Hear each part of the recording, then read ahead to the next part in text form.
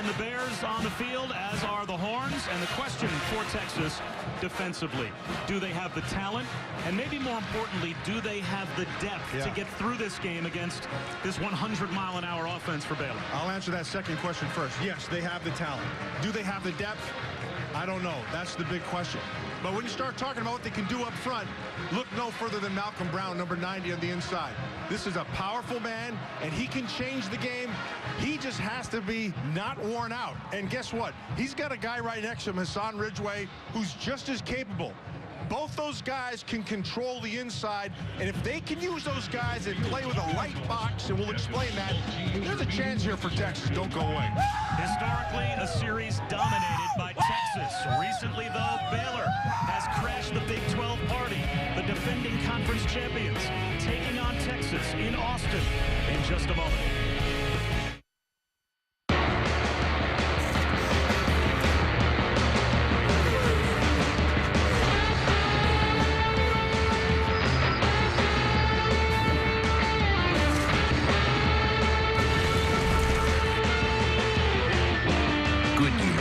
For drivers like these who demand the most from their tires.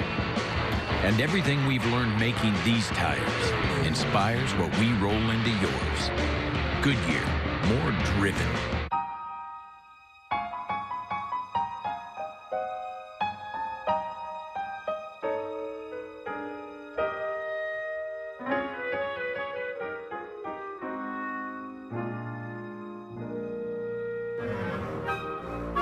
Around the world, the dedicated people of United Airlines are there to support you. That's got your back, friendly.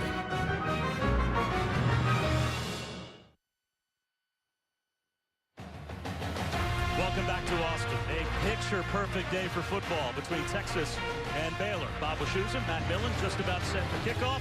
Quinn Kesnick is with us here as well. And Quinn, important additions for both sides on these rosters today. Well, Texas adds just DJ Johnson to their lineup today. The superstar wide receiver, running back, suspended for the first 4 games of the season due to a violation of team rules. Reinstated by head coach Charlie Strong. He's in uniform. Now, what he represents is big playability. 2 years ago in this game, 2012, he took the first snap to the house. 84-yard touchdown run. He's got speed to stretch the defense. He's an all-purpose weapon. You'll see him utilized today.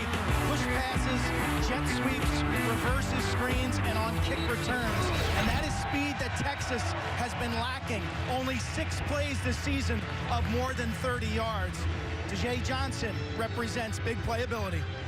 And Matt, there's no question that Baylor has home run hitters. Texas, for all the talent we've always known the Longhorns to have, they don't really have a lot of that home run hitting capability for Charlie Strong. Now they get one of those home run hitters in DJ Johnson. Yeah, DJ Johnson represents an ability to be able to create big plays in space. And any way you can get him on the edge, whether it's a swing pass, whether it's a screen, whatever it is, Charlie Strong needs to take advantage of that. There's one of the best coaches in all this nation, Art Briles. He is one of my favorite guys to watch. He's ahead of the curve. He's cutting edge, and he loves it. And his team will start with the football. Bevo's set to go. We're set to go. Texas won the toss and deferred their option. So the Horns will start with the ball in the 3rd quarter. But it will be Baylor to start at their own 25-yard line. No chance for Lynx Hawthorne as the ball sails through the back of the end zone. So here comes a Heisman candidate in Bryce Petty, starting off the season with 7 touchdowns against only 1 interception. And for his career, a young man that waited basically 5 years to finally get his chance to be the franchise quarterback for a big-time collegiate program. He's got 40 touchdowns against only 4 interceptions. What's most important and impressive about Bryce Petty is this. He didn't waste that time waiting for his chance. He learned everything about this offense. He was diligent and he was purposeful in how he approached it, and it's paying dividends now. And he has all his weapons back as well. Corey Coleman, Antoine Goodley, Clay Fuller, Levi Norwood, all healthy and set to play today. And an impact play already made by the front for Texas defensively. No gain on first round. Jordan Hicks has to be big today for the Horns. Absolutely, and he's in the middle of it right there. And you're going to see Jordan Hicks and hear him a lot. But those 2 running backs, Linwood and Jefferson, They've got to be able to produce something. This is a passing offense, make no mistake about it. They'll run it on second down. And moving the pile, Linwood out to about the 30-yard line or so. So with Steve Edmond making the stop for Texas, brings up an early third down for Baylor from just shy of their own 30-yard line. This is where they spread the field horizontally. They make you defend the whole field.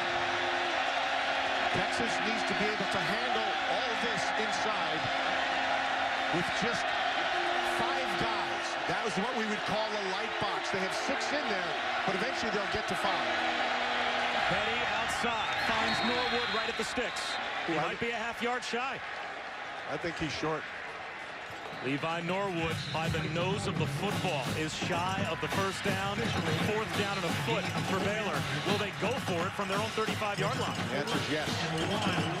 Keep in mind, they don't usually bring the big boys in, but here they come. This is one of the things that's tough. This is very rare do they ever get to short yardage and goal line. Is under further review. They're going to review whether or not Levi Norwood made it to the first down marker. Now, it looked like he stepped out of bounds right where they marked the football. It has to be indisputable to overturn the ruling on the field. Needs to get to the 35. It's not where he is, it's where the ball is. Right. Very hard to tell. Well, he had it on the left side. It looked like it was a pretty good spot. He didn't extend it to the right side of his body. He kept it to the left middle part of his body, and that's behind that line. I understand the need for replay, but a minute and 5 seconds into the game, you are going to the replay booth to review a spot that's a half foot shy of a first down. Well, they know you have a very tight connection at the end of this game, so I told these officials to do whatever they have to do, make sure you take as long as you can. Right, they already got the message. Nice job. After further review, the ruling on the field stands as called. It's 4th down. So now the true test, Sark Briles knows that it is short of the first down. Does he leave his offense out there to go for it on 4th down from inside his own 35-yard line? Is this an unnecessary risk to take 1 minute into the game?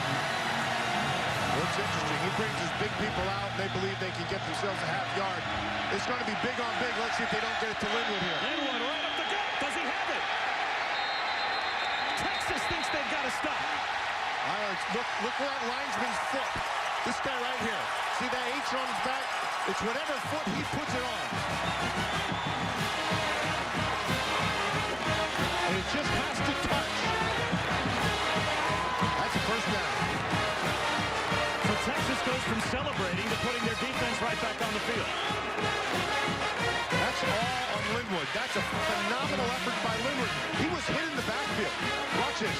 Off the edge, right here. He gets hit. Now he keeps his balance, and he actually uses his teammates to help him from not going down. Petty looking to escape. He loses a yard. This is an active front for Texas, and we know, Matt, they have talent. You saw it this week on tape. We watched every snap they've played so far this season. They make plays. It's just a question of, do you get worn out playing 100 snaps against them? Also keep in mind, this is by far the most talented team that Texas has gone against. I'm sorry, Baylor has gone against to this point in the season. This represents the best skill set that they would have played against. Gain of 4 on second down for Shock Linwood, so now it's 3rd down and 7. There's the light box again inside. They're spreading down. 4-man rush. Petty with a bullet to the first down marker. Retreating was Jay Lee, and they'll mark him down shy with a flag down as well. Now they move the ball ahead of the first down marker. Yeah, I think that's the right call. He caught the ball there, coming back to the ball. Where he caught it was beyond the first down marker. Pass interference.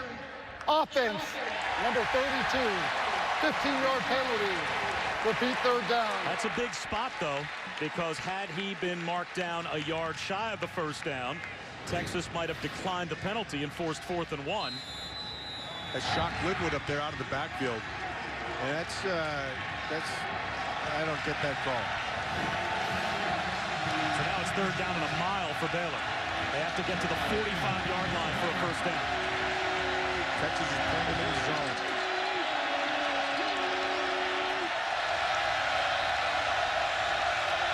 They're going to Clock to 2. They're going to rush 3. They barely get the snap off. They don't get it off. Delay of game. Prior to the snap, delay of game, offense, 5-yard penalty. It's 3rd down. So they showed dropping 8 and rushing 3. And their thought there is make it a tight window. Make Bryce Petty have to throw it into a tight window. Information's like this. Now you got to make the tackle. Incomplete. A short hop to Antoine Goodley. And Baylor's going to have to punt from inside their own 10-yard line. That's the exact outcome that Texas was hoping for. Texas says they need a fast start. But ironically, it's not a fast start from their offense. They need a fast start from their defense. They just got one. Well, they've got a young quarterback who is still growing on the job, very much so. And he's about to get the football with great field position. Jackson Shipley set to take this punt on a fair catch near midfield. Short punt. In plus territory. So we will step aside after only a 30-yard punt. Tyrone Swoops and the Horns on the field in Baylor territory when we come back.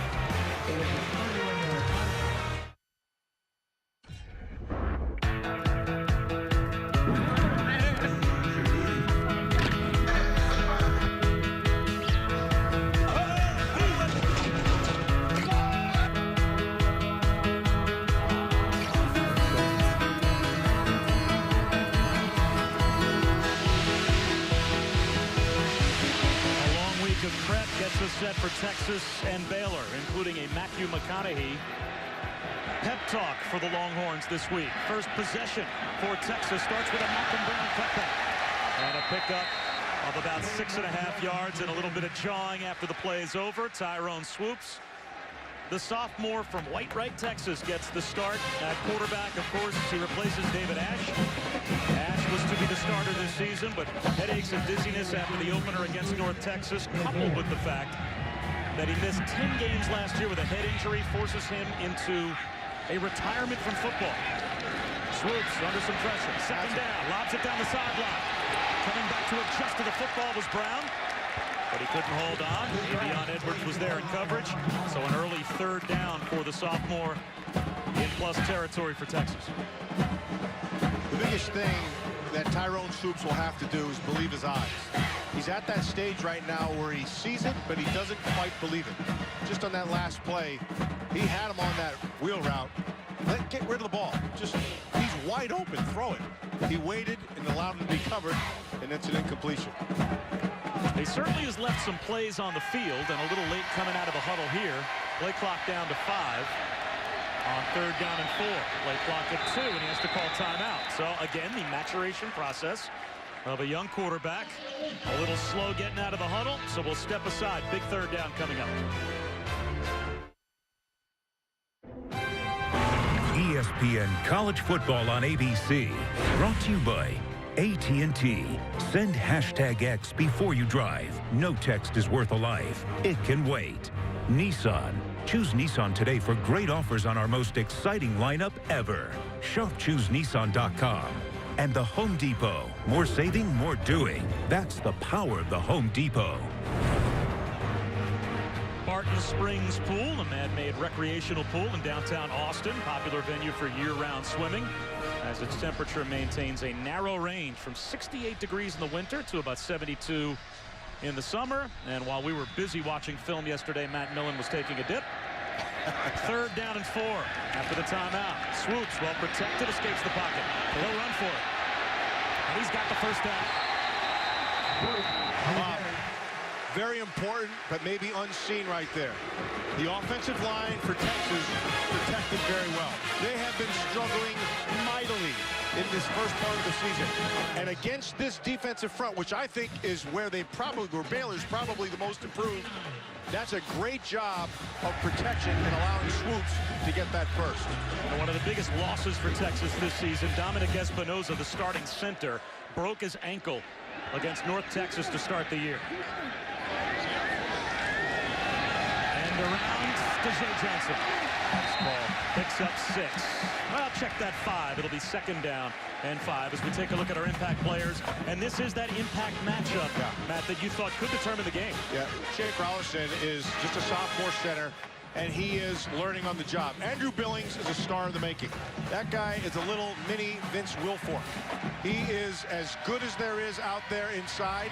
I would put him on the nose and let him just pair people up inside. We'll be calling his name quite a bit today. There it is. That was Billings right there, Bob. Jamal Palmer came through as well and helped bring down Brown, so it'll be 3rd down and close to 7. Yeah, I want to show you what Billings does so well. You can see him, he's right here, number 75. This is a powerful man. So he's going to take Rolison, and if you notice, he's 3 yards in the backfield. When you have somebody who can disrupt the middle of your offense, it can't get any footing. It has nowhere to go.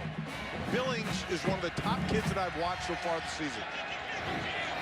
3rd down and a long 6, close to 7. Here comes the blitz.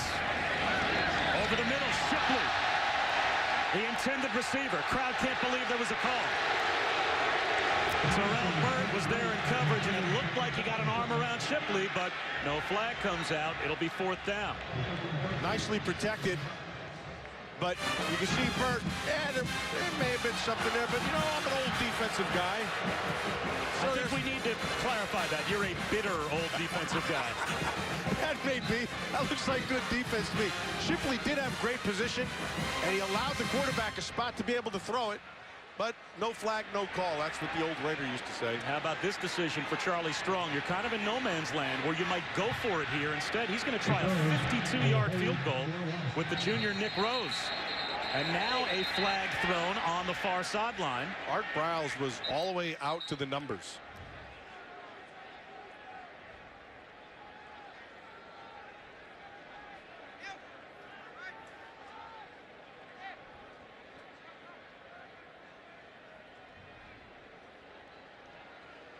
This is a big call because if this is 5 yards against Texas, this will knock the Horns out of field goal range. They'll have to punt.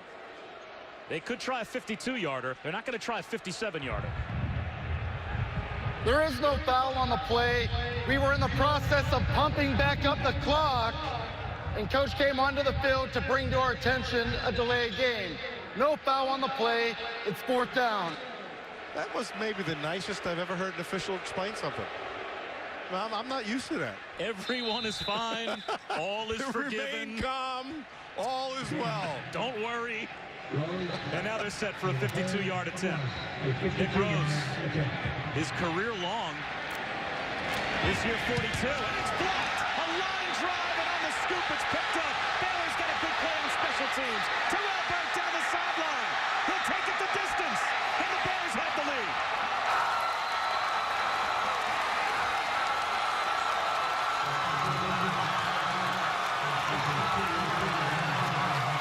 You called it right, Shoes.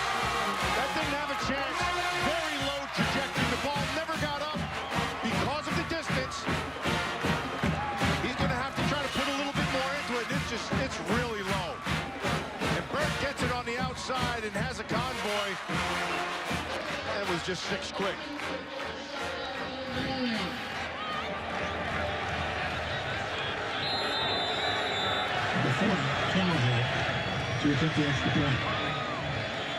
So the decision to try a 52-yard field goal backfires on Texas and Charlie Strong. A blocked field goal return for a score, and Baylor has the early touchdown lead.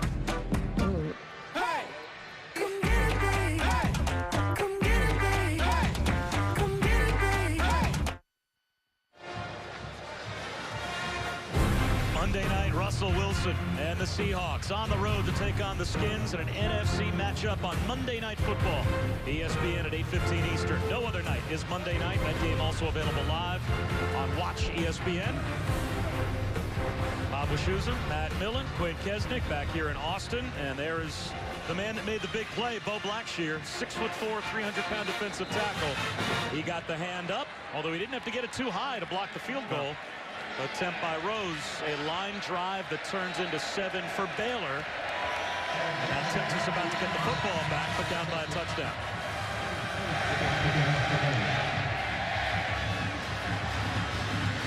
Returnable from the 5.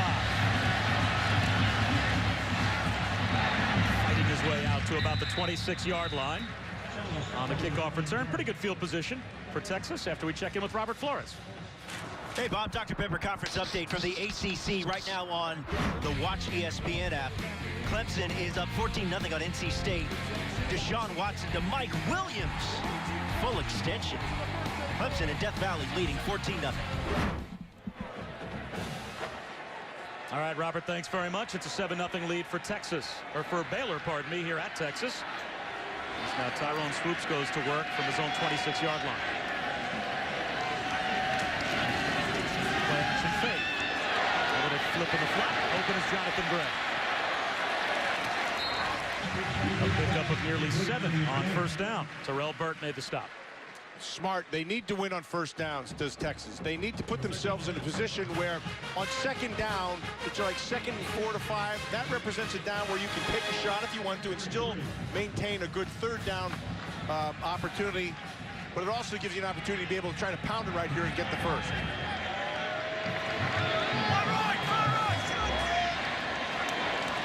And off to Gray. Nothing there. Lost 3. It'll be third down and 6. Javonte McGee made the stop, but there was nowhere to go. Yeah, and McGee just abused the center. I mean, watch Rollinson right in the middle. Watch this. Remember what we just got done talking about? They know they're watching the same tape we're watching. So they're going to try to take advantage of a weak link. And it's just the nature of the beast. And so if you're going to struggle inside with power, they're going to give you power. That time they give you a little bit of a slant to the inside. Rollinson was too high, couldn't handle it. 4-man rush on third down. Good protection and a throw over the middle on a line is caught by John Harris. Now check that. Marcus Johnson scooped it up at about the 43-yard line. And that has to be a confidence booster for Tyrone Swoops. That's a terrific throw. And that offensive line. I'll tell you what, Swoops, you and I have watched it. We've watched a bunch of tape here. Swoops, when he just cuts it loose, he's pretty darn good. That kid's got an arm. He can throw it in a small window, and he'll put some juice on it. Got big hands on him. How about yesterday we had a chance to talk to him? I was impressed with him. Play action. He's got man-to-man coverage on the edge with John Harris. Just overthrows him, but a flag down. Xavier Howard was the cornerback in coverage for Baylor. Howard's pretty good, too. I like Xavier Howard. But it looks like this is going to be a hold down here against Howard. Howard's long. He's got good length. Holding. Defense number 4. 10-yard penalty, automatic. First down.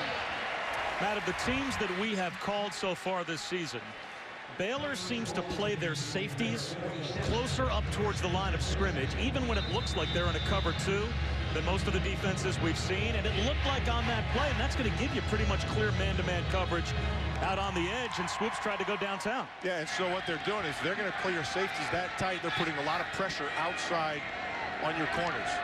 They're going here with a nickel. They got their 5th DB in. Quarterback draw. And Swoops is cut down after a gain of 3. Nice open field tackle by Avian Edwards. That's real good by Avian Edwards, because if he doesn't make that play, there's a lot of green. This was well diagnosed, and it just wasn't a good job of Malcolm Brown being able to get there. He had a chance to get him blocked, and he couldn't quite get there. Nicely played. 2 receivers stacked to either side on second down and 7. Low snap. Scoops it up. Long throw to the outside, and that's scooped up as well by Jackson Shipley.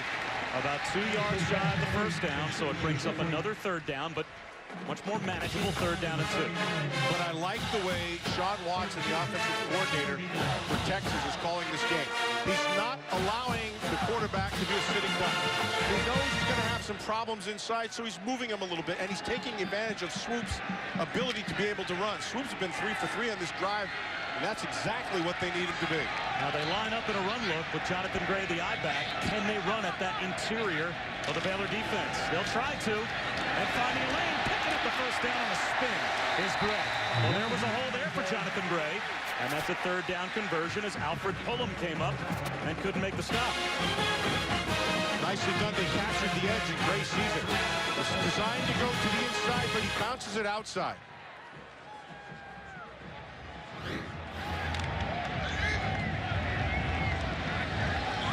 It's also shortening the game, keeping that Texas defense on the sideline, keeping Bryce Petty off the field. Time-consuming drive here for the Horns. And a cutback for Gray picks up about 3.5. Malcolm Brown, 28, Jonathan Gray have not reached their stride. And they have been a product of an offensive line that's been reshuffled and trying to find their way. And so today, it's just the start of this game right now. This offensive line is doing a nice job of getting assignment football, a hat on a hat. And that's allowed these running backs to be able to pick and get a little bit of real estate. Swoops just hoists one off his back foot and almost intercepted. The blitz came right up the middle. Johnson, the intended receiver. Xavier Howard almost got the pick, but boy, there was untouched pressure in the face of the sophomore quarterback. Yeah, he came right up the middle. And Gray didn't see it. That's probably what you have to pick up. That's Britt Hager, number 44, their middle backer. But I'll tell you what happened on the outside. That's a nice job of the receiver coming back. And here's what you're talking about. This is an inexperienced offensive line trying to deal with that type of pressure. Those numbers, those are career starts. I mean, there's no experience up there. It sets up another third down. Well protected, those Swoops on third down, buying some time in the pocket. He'll scramble, and now what do you do? Now it's fourth down, just inside the 30-yard line, fourth and a solid 5. You just had a field goal blocked. Do you want to try another relatively long field goal just to get on the board? No, it looks like Texas this time is going to go for it. Charlie Strong is saying, look, I like what our defense is doing right now. And the other thing, let's get on the board. We can get some points. And Charlie Strong told us yesterday, you have to score touchdowns against Baylor. Right. You need points. It's not enough to kick threes. You have to score touchdowns because you know they'll put 7s on the board. We'll have to be more aggressive and go for it at times, and they go for it here. Swoops on fourth down, looking for the home run ball. Shipley, incomplete. Boy, he threw the fastball just a couple of miles per hour too quick. And Shipley couldn't climb the ladder. And it's a turnover on downs for Texas. But good coverage by this Baylor defense. And so you see on the outside, they locked it up right away. He's going to try to get right down the middle. The safety would have been there. He knew it. He had to be a little higher. He couldn't drop the level too much because the safety's coming inside out. But Shipley had beaten the corner. Ball just took off on him. We've got 4 minutes and 5 seconds to go in the first quarter. We have barely seen this Baylor offense. They've dominated teams in the first half so far this season, and they're up to 94-7, outscoring opponents in the first quarter. But their touchdown on special teams. Back to the offense, right up the gut goes Linwood. Picks up 12, and a Bears first down.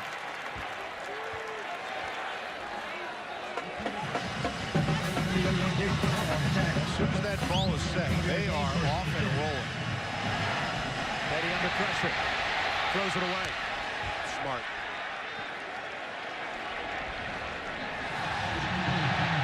A little extra in the offensive backfield. Cedric Reed got the pressure on Petty. And Trayvon Armstead, the fullback or the tight end, came over and thought that Reed spent a little too much time on the ground with the quarterback. Yeah, stayed on top of him a little bit there. Well, they weren't too thrilled with that. Second down and 10. Texas shows pressure right up the middle.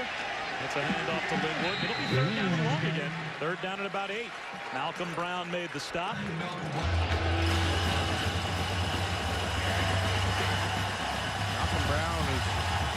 That's a talented player. He and Ridgway inside. They're tough to block.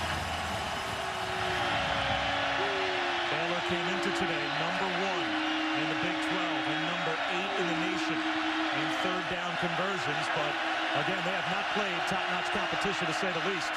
They're 0 for 2 today, 3rd and 8. Petty looking for the deep ball, and it's incomplete. Just off the fingertips of Levi Norwood. Norwood had him beat. The ball was where it had to be. I don't see that official has a hat on. The one guy doesn't, so he may have been marked out of bounds at the top. Let's watch Norwood, 42. He's from the inside slot receiver. Yeah, he stepped out of bounds. That's why he dropped his hat. That's going to set up a 4th down. Another win for the Texas defense. So Texas turns it over on downs. And all that Baylor can manage is 1 first down. Jackson Shipley back at the 15-yard line to receive the punt of Spencer Roth. Returnable, tries to make the first man miss, breaks a tackle and gets tripped up at about the 23. Good special teams play again on the coverage for the Bears. 43-yard punt, a 6-yard return. Taylor Young made the stop, but again, quickly off the field. The Texas defense, they haven't expended a lot of energy here in the first quarter so far. Yeah, but shoot, you're down, you're at the 3-minute mark. You're down 7 on a blocked field goal that's returned. But right now, if you're Texas, you've got to feel good about what you're doing. You got to feel good that you've been able to move the ball and protect at times for swoops pretty well. And then offensively, I mean defensively, they've handled this Baylor defense offense. So I think they'll gain a little bit of confidence here with the way they've played through this first quarter. Play action for Swoops. Wide open Shipley, but threw behind him. And that forced the stumble, and it's only about a 2-yard gain. It looked like there was more room there for Jackson Shipley with a better throw from Swoops. Yeah, and he needs to throw it right now. Don't wait. See those 3 steps? Those 3 steps, it's behind him anyway, but those 3 steps would allow Shipley to be able to do something with the ball after the catch. As it was behind him. He couldn't really get his feet under him. And this Baylor defense is underrated. You made that point watching tape this week. Everyone talks about their gaudy offensive numbers. This is a good group that Baylor has on defense. Jet sweep and an end around. The flip on Monty Foreman, a true freshman. He's got another gear. Kicks it in and picks up the first down. Foreman's got some juice. They need to be able to use that. And the best way to do that is get them in space. In this particular instance, it's a change of direction with the reverse. There's the flip. Now watch Swoops. He's going to try to get in on it, and he does, actually. He needs to learn to get a little lower than that. He got blocked, and it's a nice job. They were able to handle Swoops and make the tackle all in one. Malcolm Brown, about 3 yards on first down.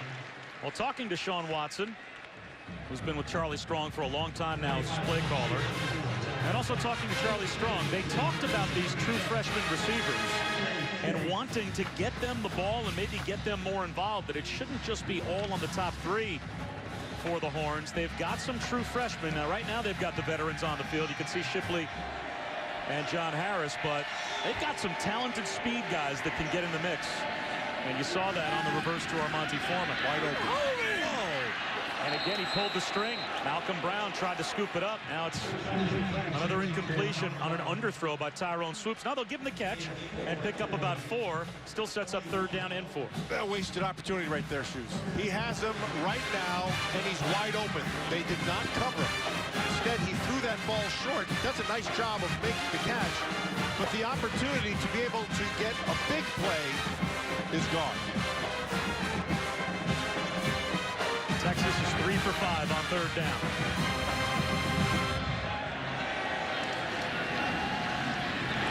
Swoops, long throw to the sideline. It's intercepted. He stared down his receiver. And Orion Stewart with his 2nd interception this season. Jumped the route. The safety was there in coverage. And it's another giveaway for Texas. Well played by Stewart, number 28. Keep in mind, see Swoops looking. Orion Stewart sees the same thing. So he just eyeballs the quarterback, and it takes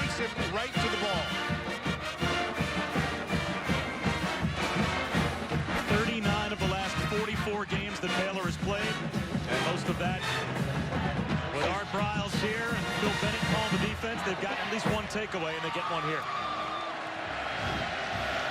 So now great field position for Bryce Petty. A straight handoff to Johnny Jefferson. And Jefferson has about 3 yards to midfield. That should take us down to the end of the first quarter, although if there's a team that can get another snap off before the end of the first quarter, it's Baylor. They've got plenty of time. 15 seconds up on the clock. They might get 2 more snaps off. 4-man rush. Petty up the seam, and that is incomplete. Levi Norwood, the intended receiver, but that pass sailed on Bryce Petty. So it will be another third down, third and about 7. And Petty is now only 1 for 5 to start the game. Texas has been able to handle this with 4 rushers. They haven't added anybody in terms of blitz. They've been getting pressure with 4.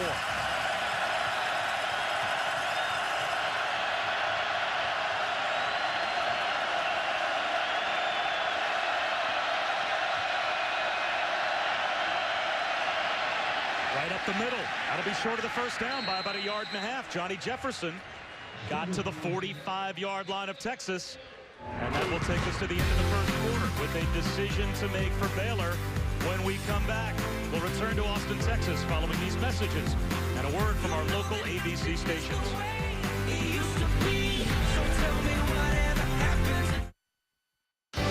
You're watching ESPN on ABC. Welcome back to Austin. A perfect day for football. Quinn Kesnick is down on that Baylor sideline. And Q, this looks like it might be another go-for-it situation for Baylor. Punter Spencer Roth continues to just drill on the sideline. Meanwhile, the offense is huddled around Kendall Briles and Art Briles. And it appears as if they're going to go for it. You got to think quarterback run right here. Matt, how about a little fake quarterback option run and a little play action on 4th down? Yeah, they built that thing. That's a great call, Q. They build that thing right into this offense. And it's kind of evolves as the play is running. Let's see if they don't try it. Right up the gut on 4th down. Very close. Johnny Jefferson, and he's got it, it looks like, as he gets the pile moved inside the 44-yard line. Needed to get to the 44 to pick up the first down. Yeah, this is just about the numbers work to your advantage because you have an extra guy in the backfield. So they take advantage of that and they stay with the run. Bryce Petty off play action. Long throw to the outside, incomplete. Antoine Goodley, the intended receiver. It'll be 2nd down and 10. Baylor's now 2 for 2 going for it on 4th down, but the first time that they went for it in their own end on 1st down ended up having to punt anyway. So it's been a good start to this game for Texas defensively. Not a good start for Bryce Petty. Jefferson to the 40-yard line. A pickup of 4, sets up 3rd down and 6. This Texas defense, we talked about it earlier. Those down 4 people, they've got skills. And right now they're handling it. Originally right there, he's playing well inside along with Malcolm Brown playing well. They need to find a way to get off the field. Baylor's 0 for 4 on 3rd down, but they've gone for it on 4th down twice and converted.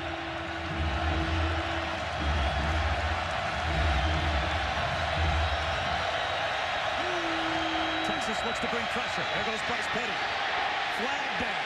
He is upended after picking up the first down, but a flag thrown back at the line of scrimmage. That's a smart play. Smart play offensively. Holding offense number 75. 10-yard penalty. Repeat 3rd down. It's Troy Baker, the tackle.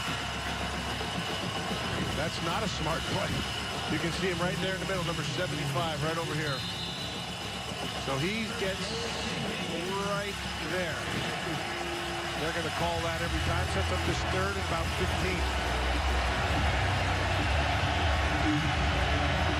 3rd down and 16 from midfield. 4 Baylor penalties already. Texas crowds the line. Play clock at 1. Petty gets the snap off. Throws it underneath. That's not even close. Antoine Goodley wrapped up by Michael Thompson at the 44-yard line. Sets up 4th down and 10. Smart. smart defense use. So they rushed 3, dropped 8. They had their 3 deep on top, and then they had their linebackers drop even deeper. And so the concept is, let them complete a pass, but let them complete it in front of us.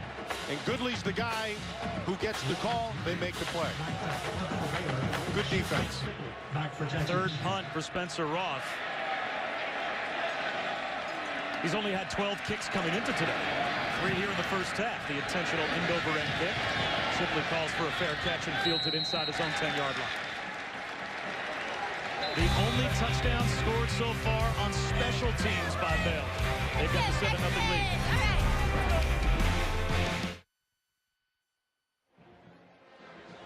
Texas has shut down the Baylor offense, but Baylor has the 7-0 lead because of a touchdown on special teams. And that takes us already to our good hands play brought to you by Allstate. Mo Blackshear blocks the field goal, and it's picked up by Terrell Burt. He takes it the distance, a 62-yard blocked punt return for a touchdown. That's the only points we've had so far. Early here in the second quarter, and Texas now starts from their own 10-yard line. They have bottled up Baylor and the #1 offense in America. Now can Tyrone Swoops move the ball? They start on the ground with Jonathan Gray. Gray breaking tackles. Out to the 36-yard line. One play in a gain of 26 yards. And that gets Texas out of the shadow of their own goalposts. Watch Jake Rollison, number 50, the center, on Billings. He just takes Billings and allows him then to be used. And so what he does is he takes his momentum, he uses it against him, and then they just run behind him and have a big down. Smart by Rollison. Gray picks up the blitz. Swoops. A long ball down the sideline. Underthrown. Flag down. Intercepted. Ryan Reed gets the pick. No, check that. They'll say incomplete. That he did not get his hands under the football. There was also a flag down. Well, lost in all that. That ball traveled 50 yards in the air, all arm by Tyrone Swoops. Man, he couldn't step into it. He just heaved it with all arm, and that's 50-some yards in the air.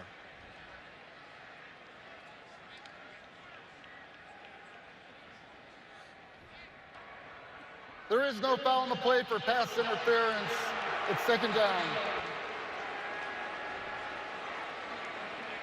One of the blitzers was picked up nicely by Jonathan Gray, but the pressure still got there. Yeah, he couldn't step into it. That was all arm. And so here it is on the other end. And that's a good call. Because Reed doesn't get his hand. He tries to get his hands to it, but it slips through and hits the ground. Good that's a good call. And that pressure came from Sean Oakman, 6'9" defensive end, the transfer from Penn State. It was right in the face of Tyrone Swoops.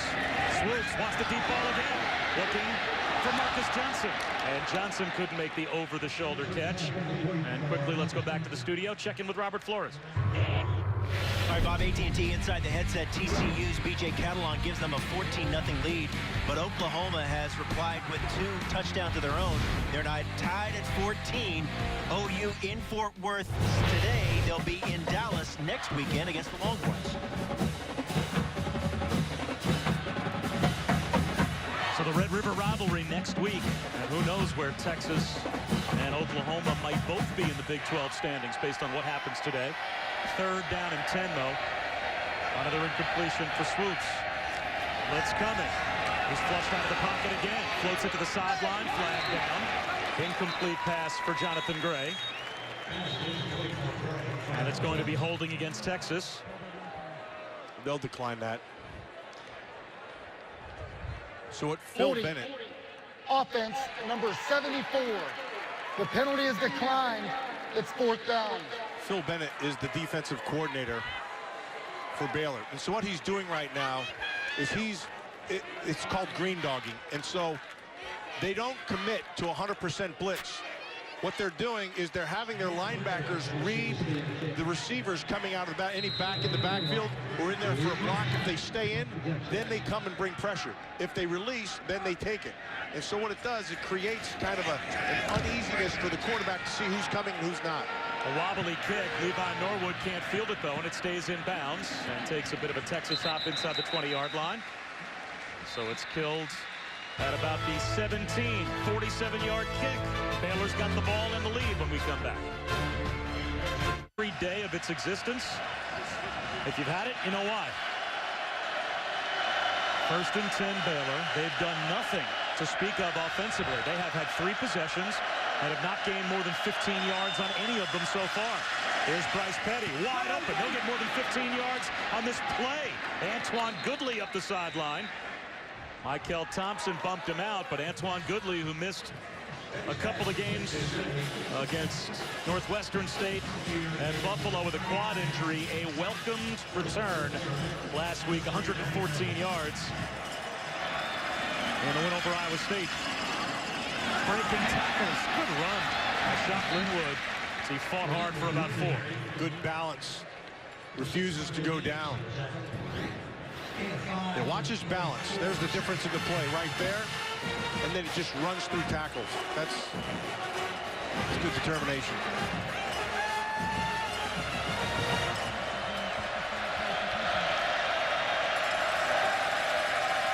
Slant, incomplete. Looking for Corey Coleman. It'll be 3rd down and 5. And let's head down to Quint. One thing we've seen from Texas defense, a lot of substitutions each series. You know, to start that series, Jordan Hicks was not in the ball game. They think that they've got to play a ton of guys up front in their linebacking position. They faded late in games this year. They got to play people early to hope to be fresh in the 4th quarter. Well, they forced Baylor into another 3rd down here. And Baylor will try to run for it. And keeping his balance and getting the 1st down, it looks like, is Linwood. That's well done by Linwood. You mentioned it. He kept his balance. He stays on his feet. He's not the tallest guy. He's kind of vertically challenged, but he is a good player. Game in midfield. 10 at the 50. Play action for Petty. Bullets one to the sideline, and it's broken up. Well done by Duke Thomas, the junior from Killeen, Texas. Got a couple of interceptions. And he and Quandre Diggs make up a pretty good pair of corners, but they'll be tested today. Yeah, but they're passing the test so far. They're not giving any corner out there whatsoever. Linwood gets the edge. Breaks another tackle down the sideline. Finally ridden out of bounds by Dylan Haynes. But he's right at the 1st down marker. It looks to be good enough for another Baylor 1st down. You see that nice block by Antoine Goodley outside? He came back and just waffled somebody. I didn't see that. Well done. If you're going to have a successful run game, your wide receivers, they've got to block. This is basically a run play in the Baylor offense. Just a quick hitch. That's caught by Antoine Goodley, and he picks up 11 more. That's smart by Bryce Petty. When he sees that you're playing off coverage like that, you got a guy like Goodley who's a powerful guy and an excellent runner. Oh, Blewett's down. Caleb Blewett, the sophomore end, is down on the play. Yeah, they'll take that. You give them an 8-yard cushion, they'll take it every time. And let's remember, this is not a defensive front for Texas that has much depth. So if they lose frontline players, you know, Quentin talked about it a moment ago, they have to rotate in what they've got, Matt. At the same time, though, it's a pretty big talent drop-off from their frontline guys in their front 7 to those secondary players. And that's good to see as Caleb Blewett able to walk off. Caleb Blewett, just a sophomore. And you can see they've got some young kids here who can play. They just don't have enough of them. Ridgeway is the other one on the inside. It's funny they were talking about Ridgeway. I was talking to some of the players who say, like, who's the guy? Who's the guy that can't be blocked? And they said, if Ridgeway decides to play, no one can touch him. I said, make him angry before every play.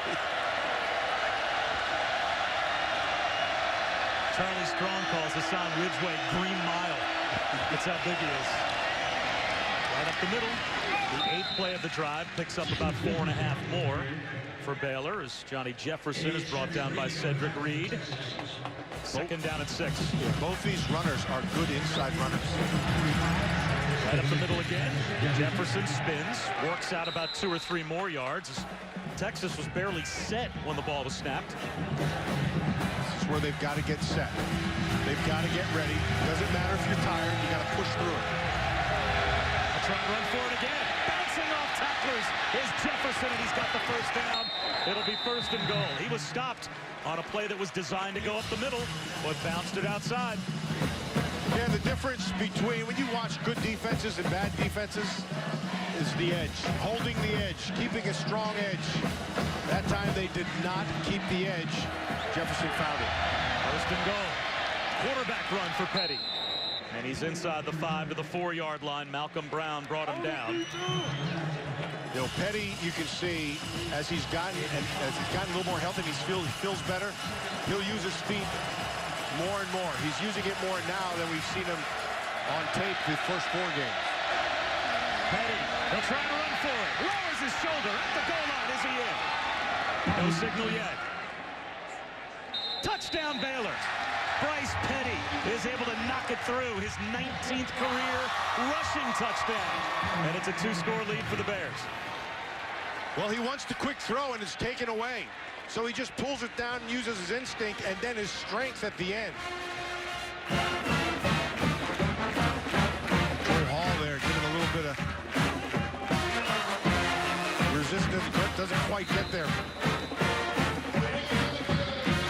They're going to review to see if that knee was down before the ball crossed the plane. It looked pretty clear as if Petty got in the end zone. It's a 12-play, 83-yard touchdown drive. That is on the verge of giving Baylor the 14-0 lead. And Bryce Petty last year led this team in rushing touchdowns. So the quarterback run game is a big part of what they do. And he's just a great story. They originally meant to go to Tennessee. Philip Fulmer then is replaced by Lane Kiffin. Word gets back to him. He's not high on Lane Kiffin's list. So he reopens his recruitment, decides to go to Baylor. But then he ends up sitting beside or behind Nick Florence. Took him a long time. Basically 2008 he last played as a starter in high school and bided his time until last season. A player that by and large on the college football scene, nationally speaking, no one knew anything about. And he ends up leading Baylor to their first ever Big 12 championship and an appearance at the Fiesta Bowl. After further review, the ball carrier was down at the half-yard line. Wow. So the knee was down. Baylor's ball, 2nd and goal from the half-yard line. The clock will start on the ready for play. There's the knee. There's the ball. That's a good call by the officials.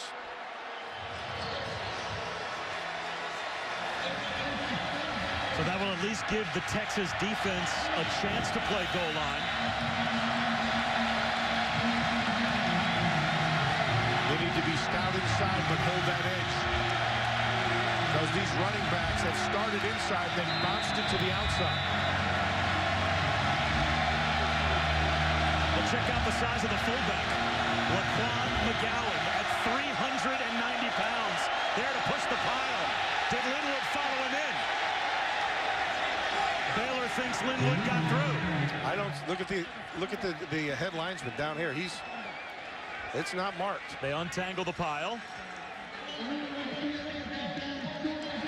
Short of the goal line.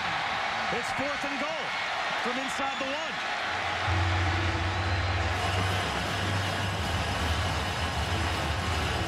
That's a big fullback. Hard to believe he didn't get in.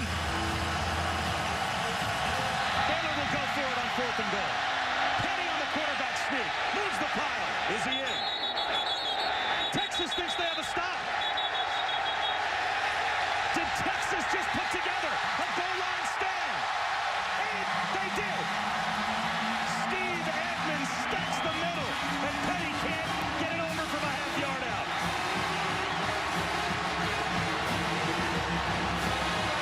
Oh, Ridgeway, lowest man wins inside. Fairly was stopped short of the goal. The ruling on the field is under further review. So they'll go to the replay booth again, and how could you possibly overturn the call on the field? You can't see Bryce Petty, much less the football. Yeah, but what you can see is where his knee is. And that's down right there. He does not get in. Even if they had ruled it a touchdown, I'm not sure how you'd ever overturn it. He just disappears into a sea of bodies. There has to be indisputable evidence to overturn the call on the field. And the call was Texas got him stopped. Edmond did a nice job. See how he goes over the top of the blockers and hits Petty. Petty's head is down, and then they spike him right there. I mean, that knee is down. I can't see where the ball is, and no one else will either. Ridgeway on the inside did a great job. Low man wins inside. You just got, oh, that's a good get off. And Edmonds over the top. That's well done. After further review, the ruling on the field stands as call. 1st and 10, Texas. So the good news for Texas, they get the goal line stand. The bad news, the back nose of the football is almost touching their goal line. So you can't ask for much more if you're Baylor's defense. You have a chance to completely flip the field. But that's how far short Baylor came from scoring points and adding to their lead. So it stays 7-0.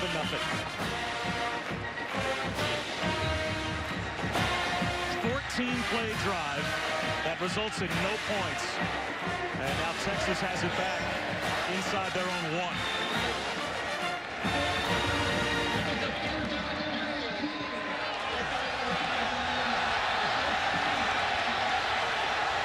I didn't catch what the referee said.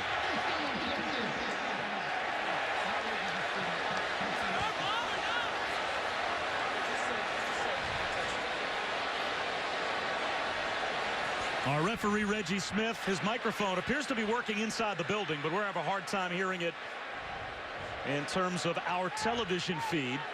So he has now reaffirmed, it seems, that it is Texas ball at their own 1-foot line, and Baylor still hasn't gotten their defense out on the field to play. Now, the official standing right next to the center, so he doesn't allow him to snap. But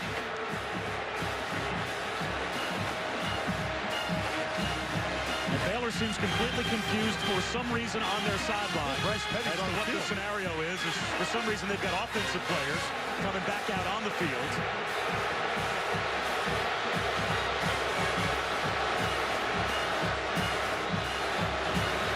Let's see if we can find out what the confusion is from Quick. For some reason, Baylor thinks it's 4th down. And Reggie, the official right now, talking to Art Briles in the huddle right in front of me. He initially said 3rd down, then it's 4th down, and then talked to the other refs, changed his call. But no one from the officiating staff ever came over to the Baylor sideline and said, that was 4th down, it is Texas ball. So you had both the offense and defense on the field.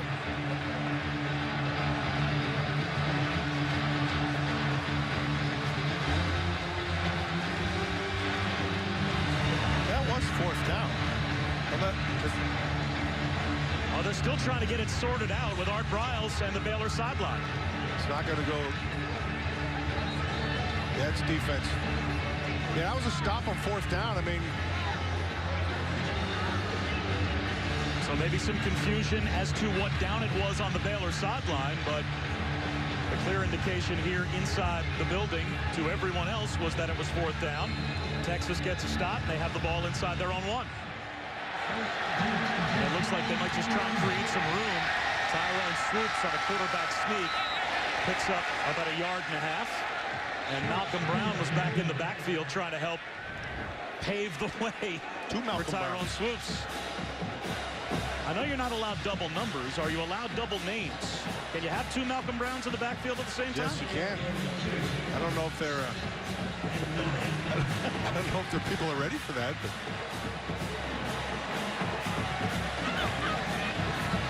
so it was only a yard gain, but a big yard for Texas, as it just gives them a little bit of breathing room. 2nd down and 9. Play action. Swoops flips it wide open up the sideline. Alex De La Torre, the fullback, lowers his shoulders out to the 25. A gain of 23 yards. That's a big Texas first down. That was better by Swoops of getting rid of the ball quickly. He still can get rid of it a little sooner. Right when he sees it, that fullback's, his head is flipped around. If you give it to him sooner, he has even more opportunity to be able to create more space. De La Torre does a nice job of getting his head around immediately in the flat. Swoops has to see it quicker.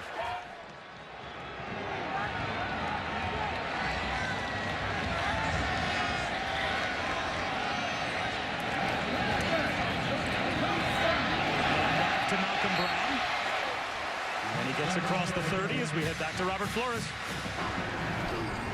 All right, Bob, Wells Fargo getting it done. Check out Clemson quarterback Deshaun Watson. Get your cold cuts, get your cold cuts, get your cold cuts. He hurdles the defender. Clemson leading 31-0 over NC State on the Watch ESPN app. 2nd down and 4 for Texas. They started at their own 1-foot line after a goal line stand. 6.5 minutes to go before halftime. Tyrone Swoops on a keeper, spins outside. Still on his feet, but heading in the wrong direction and lost all the yards they picked up on first down.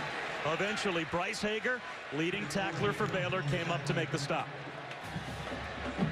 So now it's 3rd down and 10.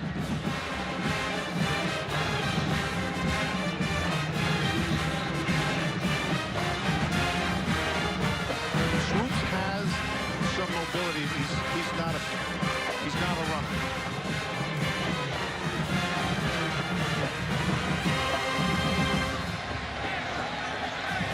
And now he has to be a thrower.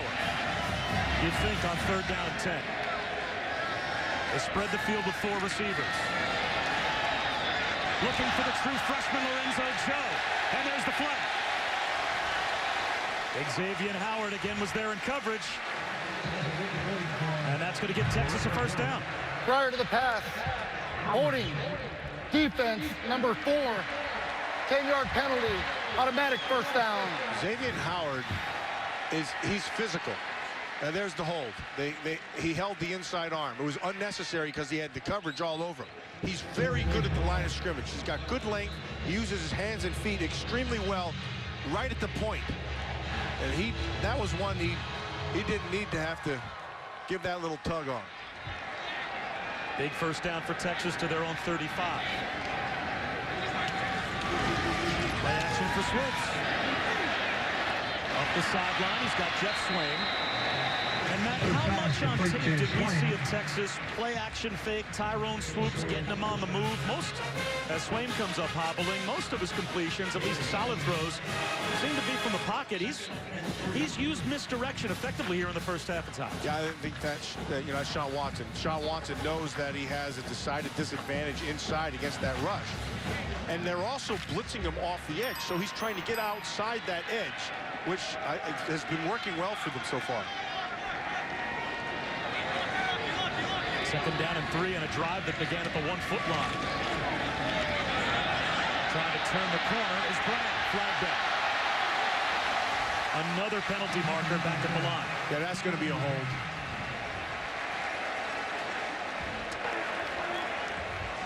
Holding, offense, number 81, 10-yard penalty. Repeat 2nd down. That's the first penalty against Texas. We've had 5 against Baylor here in the first half. But now it'll be 2nd down and 13. Yeah, it's when you're on the edge, there's a fine line. So Daniels, number 81, he has to secure that edge. And so he had it initially, and then he just stayed with it a little bit too long, and that's where the hands came in.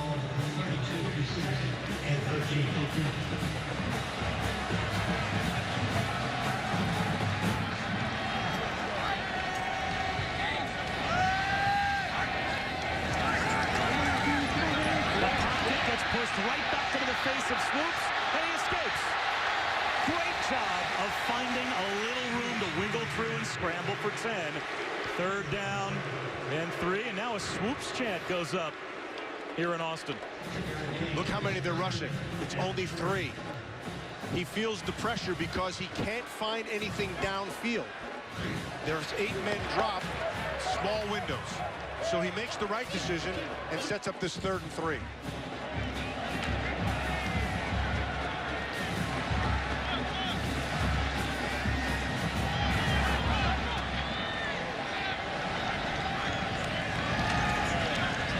Protection, snatching a 3rd down reception out of the air is the tight end M.J. McFarland. That's a gain of 5 and a Texas 1st down. That's a heck of a catch by McFarland, because that's a bullet. Swoops put some juice on this thing.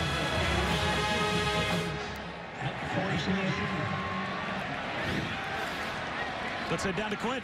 Bob, confidence is now perking up on this Texas sideline. It was Charlie Strong who told us this week, I think we're good. We just lack confidence. And the longer this game stays close, a 1-score game, the more confidence both Texas defense and this young quarterback show. And they've dominated time of possession as well. 16 minutes to 10.5 basically here in the first half for Texas. And now a timeout has to be called by Tyrone Swoops. Second charge timeout. Having a tough time getting his group lined up. 3:13 to go before halftime. Baylor still on top.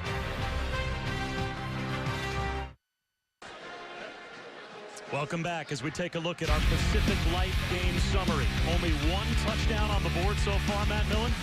And it was on special teams scored by Baylor. Terrell Burt with the punt return for the touchdown. And then there's a punctuation mark for this Texas game, which really has kind of inspired them right now, and it's the goal line stand.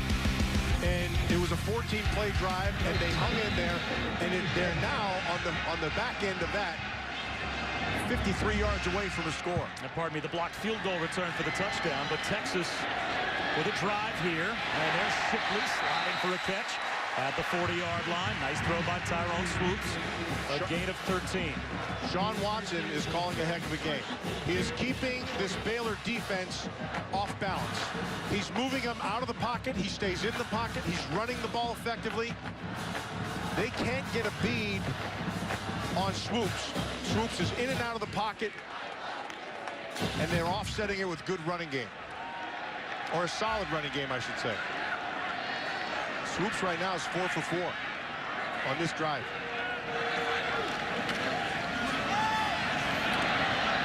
5 yards for Malcolm Brown. Now, having said that, at some point, you need to score. Yeah, absolutely. But they're doing what they wanted to do. They wanted to create 2nd and manageable so that they can have 3rd and manageable. Don't go backwards. Swoops right now, 4 for 4. You can see these things. But the offensive line's playing better for Charlie Strong's offense. They were really struggling. This is a good sign for them. 10th play of this drive that began inside their own 1-yard line. Again, a handoff to Malcolm Brown. He's got the edge. Steps out of bounds just shy of the 23-yard line. Pushed out by Avion Edwards.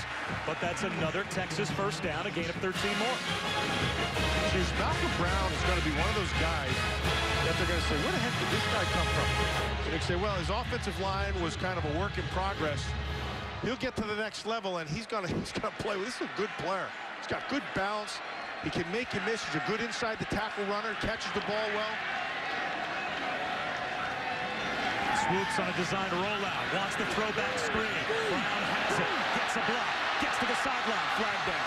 He cuts it back into the end zone for what the crowd thinks is a touchdown. But a flag back at the 25-yard line. And it might be Cedric Flowers that's called for the hold. Flowers was fine. He tried to finish it. All he had to do is get in the way. Number 66. 10-yard penalty. Repeat 1st down. That's a killer. That's basically a red zone penalty with 1:33 to go before halftime. Now remember, Texas deferred their option to the 2nd half, so they'll have the ball to start the 3rd quarter. Watch right here. All he needs to do is that. Just stay in the way. Just get your rear end between him and the receiver. Instead, he latches onto him and tries to bury him. And that's the difference between a good play and a lousy play. Now it's 1st and 20.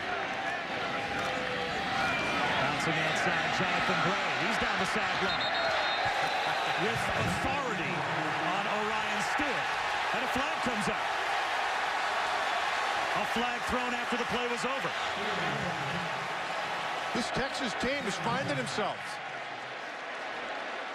It's one of those, you know, when Rocky was in, you ain't so bad. I guess I'm dating myself, but that's what it is. Well, you're old. We all know that. Yeah, good point. We've spent time with you, and at least you didn't say fat. That's a step up from last week. Well, we'll get to that next week. We'll keep you just an old this week. 1:20 to go before halftime. Now, with all of the flowery things we're saying about the Texas offense, they still haven't scored. Right. After the play, unsportsmanlike conduct, defense, number 28, late shove out of bounds. Half the distance to the goal, automatic first down. And just as importantly, it's a first down. It was 1st and 20, and now it becomes a first down. Gray with a little shot to Orion Stewart, and then Orion Stewart took exception to the stare down. Yeah, he baited him right there. See, he gave him that little bit of walk up like, yeah, I got you. Should that have been a 15-yard penalty? No, but boy, that was really touchy. That's not a real, no pun intended, demonstrative shove to the 10-yard line. Down to about the 7-yard line goes Jonathan Gray. But look at this offensive line for Texas. I can't explain to you what we watched on film. They were not good at all, and I'm being kind. Right now, this group, they're coming together, man. They're growing up. And the crowd's getting antsy. Texas is doing the absolute right thing with the clock. Let it wind down.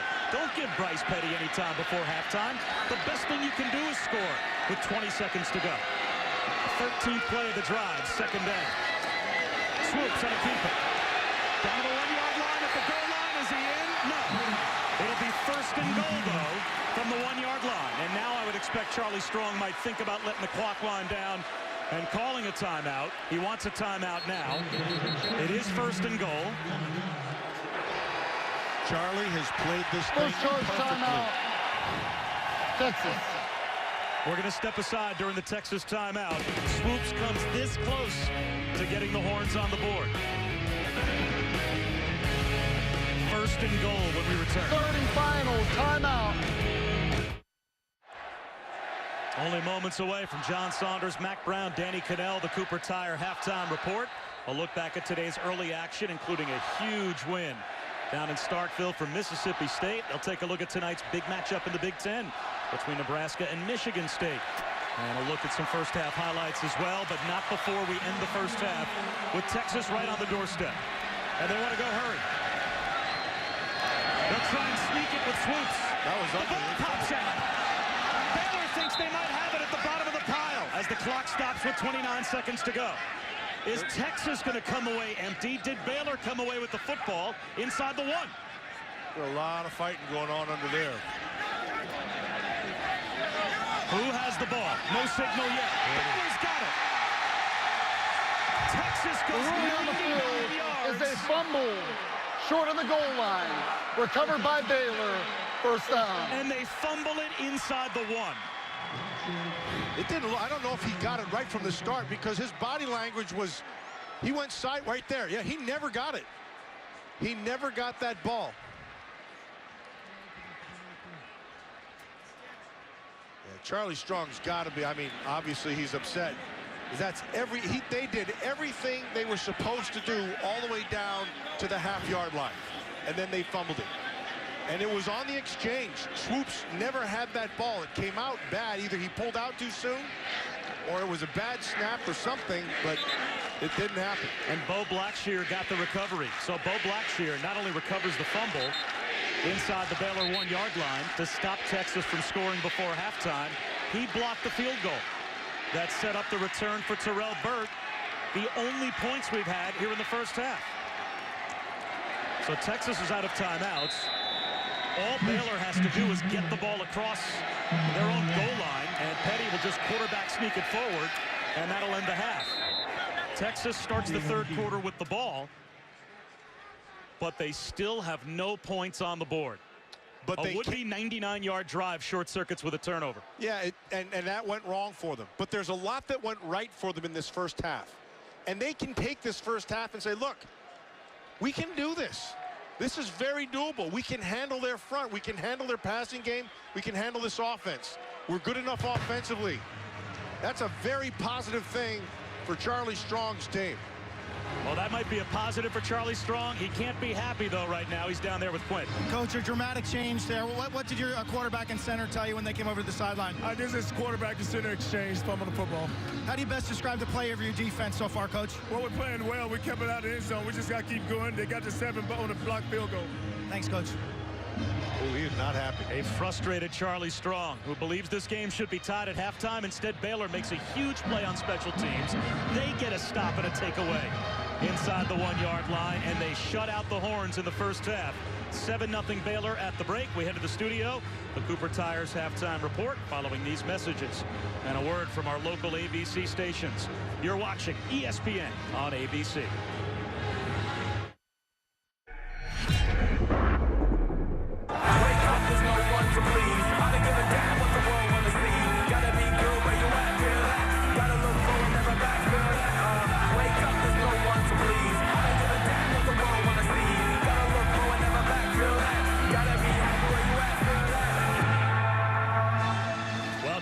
ESPN on ABC's coverage of college football. Just about set for the start of the third quarter. Baylor with a 7-0 lead. Bob Wischusen and Matt Millen, Quint Kesnick here in Austin. 1 touchdown scored in the first half. And it's a return of a blocked field goal. We're talking about Big 12 football. We've got the #1 offense in America here. What do you make of this first half? Did you even see this coming? Yeah, I think, no, we didn't see it coming. But what we did see was a Texas team that got a win in the first half. And they need to carry that into the second half. Now, even though they had 2 plays that went against them, I thought the scoring for them was their defense. They held this Baylor offense to no touchdowns. And they've been going at hyper speed, and they've slowed them down. They have been in control. And then offensively, they were able to move the ball at the end of the half. And I think what that's done is giving them some confidence. They need to build off that now. Now, having said that, some miscues for Texas. Granted, you may call it a win in the first half. They kept it low scoring, but they made their own mistakes. This the biggest right before halftime. A fumble at the goal line by Tyrone Swoops on the center exchange. And Texas just about had punched through a 99-yard touchdown drive. And they end up being shut out in the first half. Yeah, and that's the old, we're almost good enough. You can't be almost. You've got to be. And so they've got to prove it now. They went in at halftime. They talked it through. Now they'll have their opportunity to be what they are. Well, Texas deferred their option to the second half, so they start the third quarter with the football. Here comes Duke Thomas on the return. And it's a pretty good one. Now to about the 33-yard line. Well, Quint, you had a chance to spend some time, I guess, with Art Briles. What did he make of a weird first half? Disbelief on both sides, actually. You know, Art Briles talking about the fact that they didn't score. They have had no success over the middle of the field, up the internal seams or in crossing routes. Penalties have killed them, and they're just a group that's unaccustomed to having 0 offensive touchdowns at halftime. Meanwhile, Texas, they made a very subdued entrance here back into the stadium, kind of feeling down after not converting in the red zone after that 99-yard drive. Disbelief on both sides. Well, they start here with pretty good field position at their own 32-yard line, and they'll try and keep it on the ground. And maybe a yard or so for Malcolm Brown, but Matt, your point, I think, going into the locker room at halftime, yes, you had the miscue at the 1-yard line, but if you look at this game through the wide-angle lens, if you're Charlie Strong in Texas, this is your kind of game. If this was a shootout, you know, Baylor probably eventually win going away. Absolutely, and they may still do that. But right now, you have Baylor right where you want them. And offensively, what you've wanted to be able to do, you've been doing. Now, this is not good. They've been winning on first downs. So this is a crucial down for them because third long has not been kind to them. Swing pass is there. Malcolm Brown. And let's see where they mark him out. Right at the 40. So that's a couple of yards shy of the first down. Avion Edwards made the stop. It'll be 3rd down and 2. Smart. This is good by Swoops. Now he sees it. He open. Get the ball in his hands quick. Malcolm Brown's a good player. They need to use everything he brings to the table, which is considerable. He's a good power inside runner. He has enough speed to get to the edge. He can make you miss. Catches the ball well out of the backfield.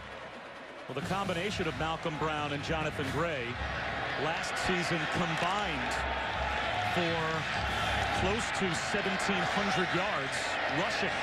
Play clock winding down, third down, and they don't get it off. It looks like, unless a timeout was called by Charlie Strong from the sideline. That's what happened. Prior to the snap, Texas calls their first charge timeout. Inexcusable. Well, young quarterback, a couple of times we've seen him struggle with the play clock. Mic check. Referee, mic check.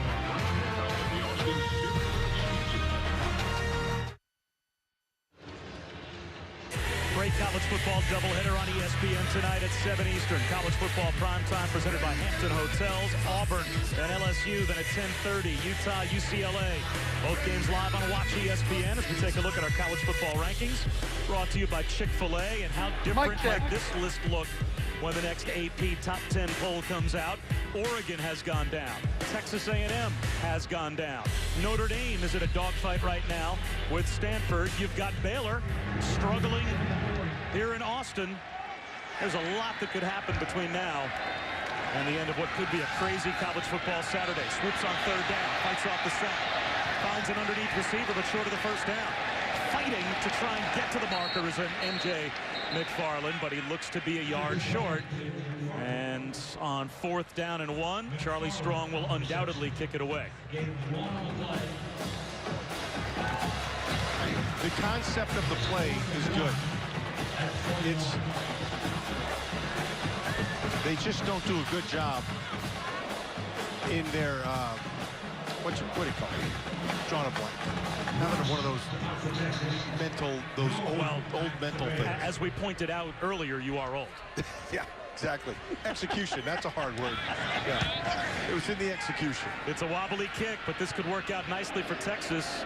Normally, these take a favorable hop. This one just dies at the 19-yard line, so not much there for William Russ. A 40-yard punt. And tonight, Saturday Night Football on ABC, presented by Wells Fargo. Heads to East Lansing, the first meeting of AP-ranked Big Ten teams this year. Number 19, Nebraska. Number 10, Michigan State.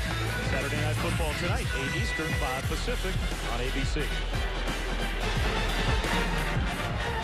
Well, how much longer can Texas's defense pitch a shutout against this offense? Their offense hasn't put any points on the board. The only touchdown scored on special teams on a blocked field goal by Baylor in the first half. So it's still 7-0 Bears, but you can only hold Bryce Petty down for so long. They'll start on the ground. Linwood finds room. The 26-yard line for a gain of about 7. Steve Edmond made the stop. Let's check in with the studio. All right, Bob, Taco Bell studio update right before halftime. Ole Miss taking on Alabama. Cyrus Jones, scoop and score.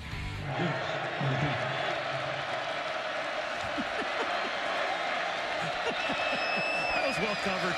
Linwood on 2nd down at about 3. That's why Robert Flores is a pro, by the way. Hassan Ridgeway made the stop. And once again, Matt Millen, the Horns are forced to 3rd down. So they're playing them in a box inside that's considered light. So they want you to run at it. And so Texas is daring them to run. And Baylor's been taking the bait. See how they're deployed on the outside. So you have all these guys, a free safety, guys on the outside, which leaves them on the inside with one man short. And they're saying, go ahead and run it. We don't think you can do it. Our defensive front is better than your offensive front. 3rd down and 3. Broken play. Petty lost the football. Up in the air and floats out of bounds. It's going to be an incomplete pass. Ooh, no. Didn't get to the line of scrimmage and he's hit. I wonder if they're going to say it was grounding. Caleb Blewett got the pressure on Bryce Petty. Although the quarterback was outside of the pocket, the pass did not make it to the line. Intentional grounding. Offense, number 14. I would loss of down, a spot of the foul. That. It's not going to matter. The call's the call. But here's why I would challenge it. He's being hit, and that forces the throw to be a bad throw. And he's outside. If the ball does not get to the line of scrimmage, it's messed up from the beginning with Shock Linwood, but the ball does not reach the line of scrimmage. That's why they're going to call it. All in all, that only costs Baylor about 6 yards, but it's another stop for Texas on defense. Here's Spencer Roth to bunt, try to change field position. And this is a spiraling line drive. Shipley all the way back to his own 23. Off the sideline, gets a block. Out to about the 38-yard line before he steps out. That's a good return by Jackson Shipley. Good field position again for Texas. Can they finally get points on the board?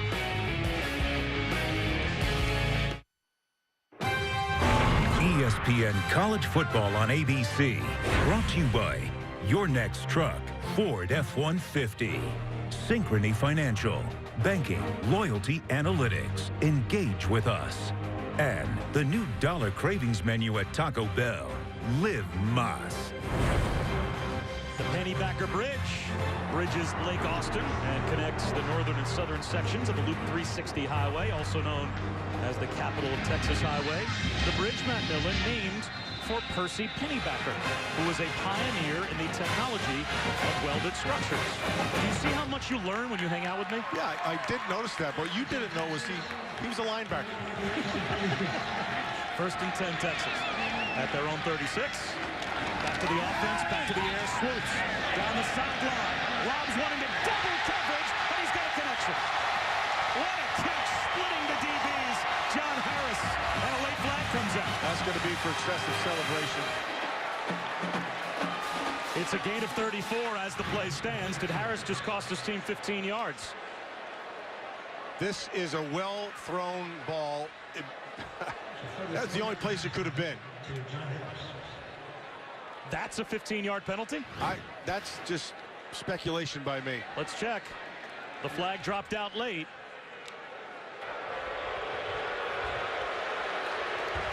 The result of the play is a catch for a first down. After the play, unsportsmanlike conduct. Offense number 9 for taunting. 15-yard penalty. It's 1st and 10. Well, Charlie Strong is reading the riot act to John Harris. You be the judge. This is taunting after the play is over? That's I think he's pointing first down. Maybe the officials thought he was pointing at the Baylor defensive back, but that's a tough call for Texas. It cost them 15 yards.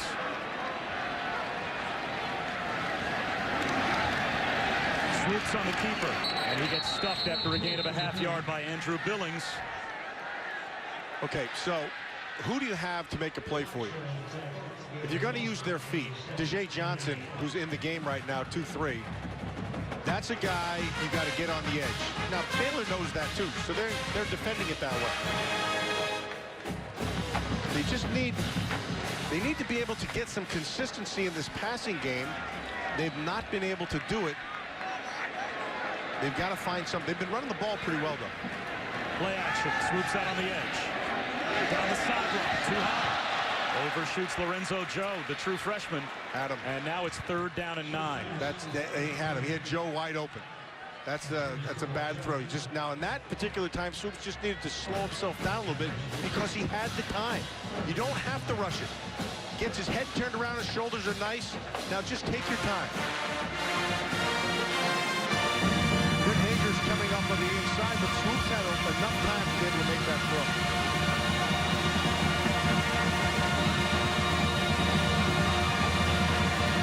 Tyrone Swoops playing in place of David Ash, who had to retire from football.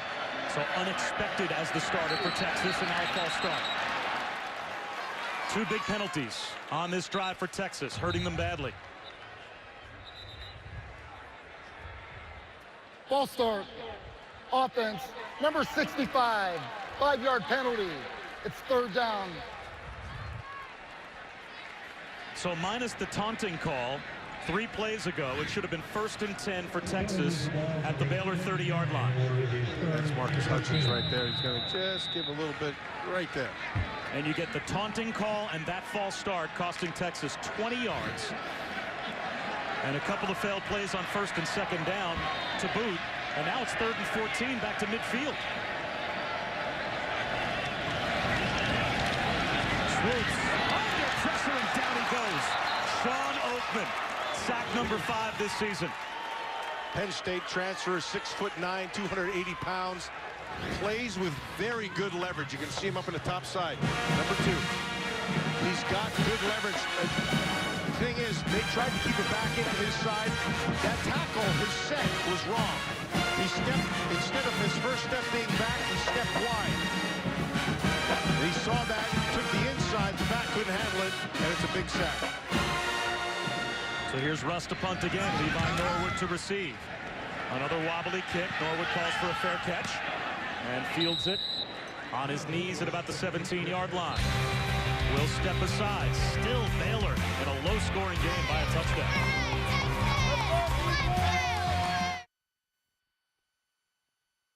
It's been a long time since I've been home. My kind of work keeps me on the road. If Tuesday morning finds me less than good, just tell my woman I did what I could. And through my lens, those are student-taken pictures here at Texas. Our thanks to all the Texas students that gave us a look through their lens at life here in Austin. And life has been tough for Bryce Petty and the Baylor offense. Shut out so far. They score a touchdown on special teams. That's the only score on the board. It's been hard running. They shot Linwood. He fights for about 3 more. Steve Edmond, second leading tackler so far this season for Texas, came up to make the stop. Yeah, this front, now they've changed their front. They're going to 3 down and 3 backers, and they're stacking them. But that backer, this backer's kind of walked off. So you have a 5-man front box. They're challenging them to run. There's the quick pitch that's dropped. Antoine Goodley couldn't hold on. Now it's 3rd down and 7. And, Matt, that was such a big part of Baylor's offense through the first several weeks of the season. Just get into those playmakers out on the edge, and we haven't seen that element of their offense as much so far. At all. But Goodley's not happy with himself. Goodley's one of the things he wanted to improve on was catching the ball with his hands consistently. He's had a couple drops here early in the season. Play clock at 10.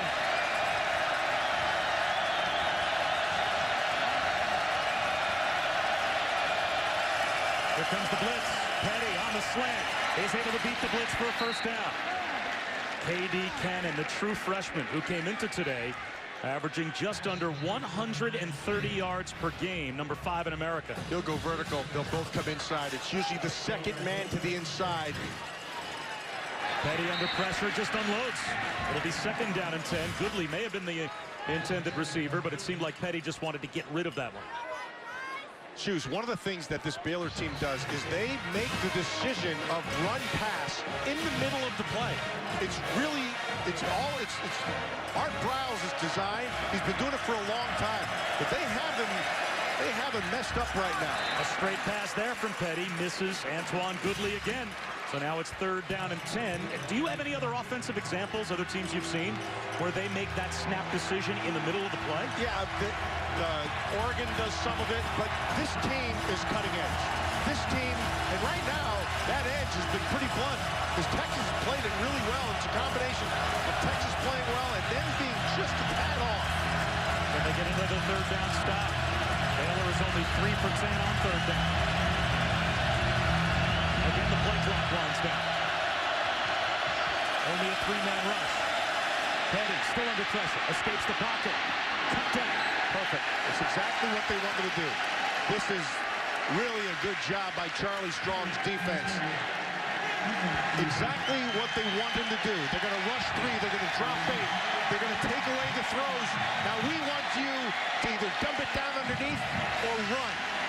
He chooses the latter, and Edmonds finishes it off.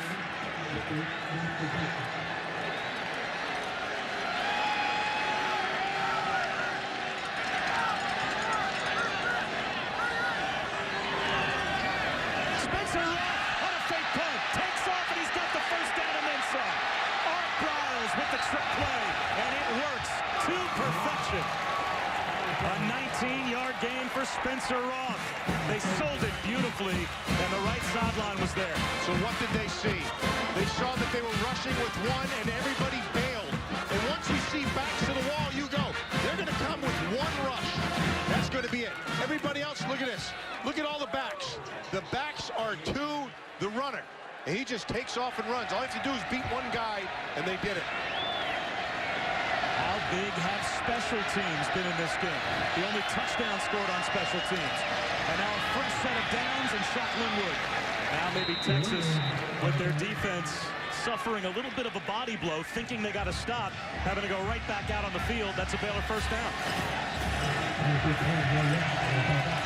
Linwood again, right up the middle to the 30-yard line for a gain of 8 more.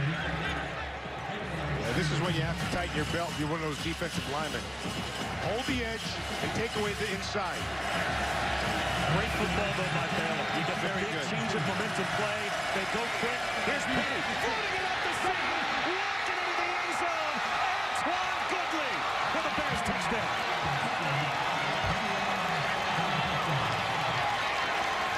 Thompson's eyes were in the backfield, and Petty put the ball right past him. Antoine Goodley watching the top side. Now watch the eyes of Thompson. See his eyes come back in, you're beat. Right there. That's man coverage. When you're in man coverage, you keep your eyes on the man. All in all, it's a 10-play, 83-yard drive. And it's now 14-0 Baylor. And two of, if not the two biggest plays of the day on special teams for Baylor. They block a field goal for a touchdown in the first half. They called a fake punt, and Spencer Ruff makes it pay off here in the third quarter. And to cap a 10-play touchdown drive, Bryce Petty, Antoine Goodley. 16th touchdown for Goodley, and it's 14-0. There's the anatomy of a touchdown right here. Bryce Petty sees he is a middle safety, and he's one-on-one on the outside. So he knows he's trying to hold inside leverage. He has one guy to beat, Goodley. So he sets it up. Once those eyes come back inside, the safety can't get there. Now, Petty knew it from the start, and watch him give the signal to Goodley on the outside. I'm coming to you. That's one-on-one. I trust my receiver. The ball's coming to you. Makes it look easy, don't they, Shoes? They're a good combination as Bryce Petty with his 8th touchdown pass of the season. Antoine Goodley, that's his first touchdown reception of the 16th of his career. So Texas now in a 2-score hole. And in case you missed it, video of that touchdown is now posted on the SportsCenter app, available on your mobile devices or tablets whenever you're in need. And now let's see how the young quarterback for Texas, Tyrone Swoops, and a Longhorn group responds. They got all the way down inside the 1-yard line before halftime. They fumbled the ball, couldn't punch it in. Now midway through the third quarter, they're coming off of a drive where they threw a deep ball and got to the Baylor 30-yard line, but then shot themselves in the foot again, this time with penalties. They've moved the ball at times, Matt. They just have had a critical error at the most crucial point in these drives, and it has kept them scoreless. Swoops, that's a backwards pass. And Gray's bottled up and does well just to get across the 25 and maybe pick up about 2 yards. So it will be 2nd down and 8. The part that I guess has surprised me the most is that Texas's offensive line has played well enough to establish a pretty decent run game. They were running the football on this Baylor defense pretty well. I think they need to continue to do that. Texas has run for 107 yards.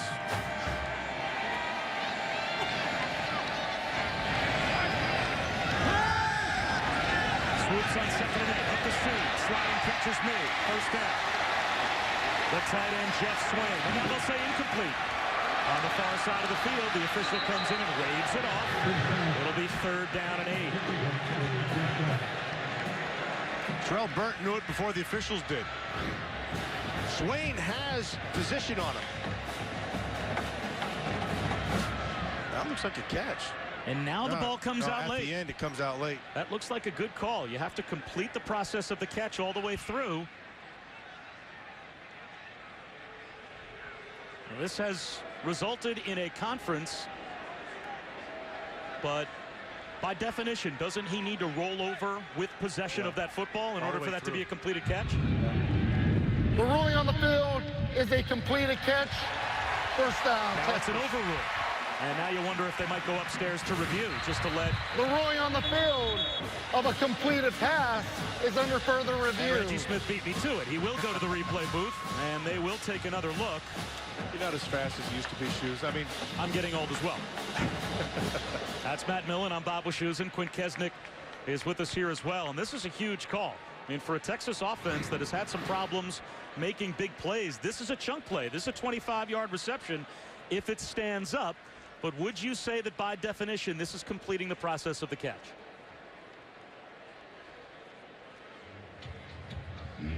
I would say no. There's the catch. Now he has to complete it all the way through, and that's where he loses it. But see, right there, he calls it. You see the back judge? He calls it a catch right away.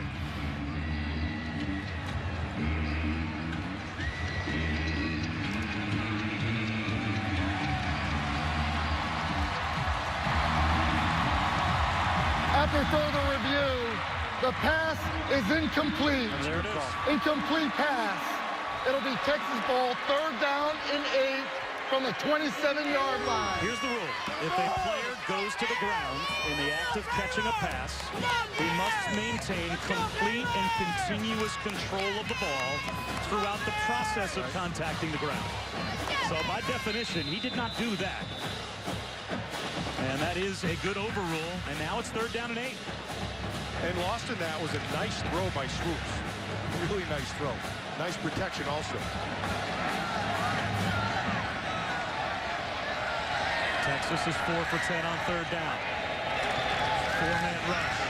He's got some protection. Looks like he'll take off and run. Tries to keep the play alive. Gets a block, but won't get the 1st down. Xavier Howard came up and made the stop. And the Texas offense can't move the chains. They're going to have to kick it away. Howard's played a nice game here today. Good on the outside with the coverage. When they've asked him to have to make a tackle, he's done that. Nice protection. Nothing down the field, or at least nothing that he can see. Howard there to finish that off on Swoops. It looks like this group for Baylor is guarding against a fake punt by Texas. You wonder if at some point Charlie Strong feels the need to pull the trigger on a trick play. Instead, it's a soaring, spiraling kick, and a good one from William Russ. Chases Levi Norwood all the way back inside his own 15, and then he gets chased inside the 10. Let's check in with Robert Flores. All right, Taco Bell studio update. Ole Miss is trailing to Alabama, but all they have to do is believe. Bo Wallace to Laquan Treadwell. They've cut to lead the 14-10 in the 3rd. All right, Robert, thanks very much. There were flags thrown on the punt, a 52-yarder by William Russ. Here's the call. Personal foul, kicking team. Number 96 hitting a player who was out of the play. At the distance to the goal, Baylor keeps the ball, 1st and 10.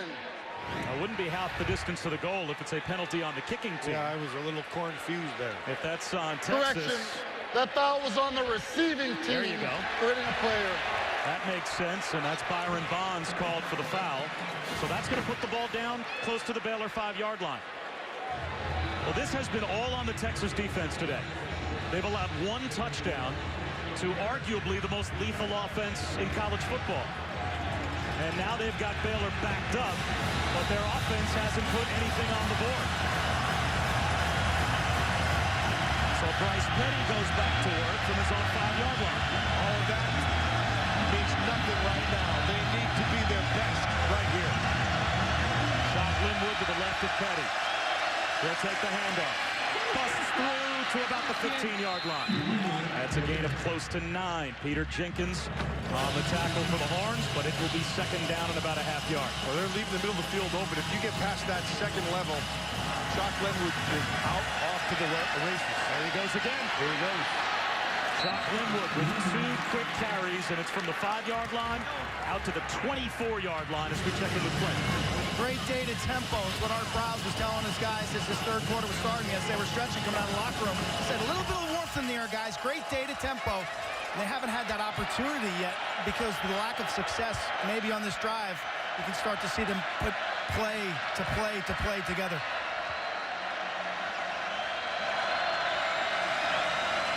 Linwood again. He's got about 5 more. And Q, you're down there on the Texas sideline. We wanted to know, as this game went on, how that front seven, endurance-wise, would handle the game for Texas. What do you see? Are they starting to breathe a little heavy? Yeah, a little bit of hands on hips. They're starting to breathe a little heavy. I think just being discouraged with the lack of success that their own offense has shown today. Linwood just shy of the first down, so it will be 3rd down, it looks like, at about a foot. Unless they mark the ball closer to our yellow line. Let's see. Doesn't look like they've given them the first down yet, so it will be 3rd down and short. The shoes lost in all this is this offensive line for Baylor is starting to take over that off the line of scrimmage. Well, Linwood's now over 100 yards rushing. And now whistle stop play before the snap. The ruling on the field was a first down. Now they change it to a first down.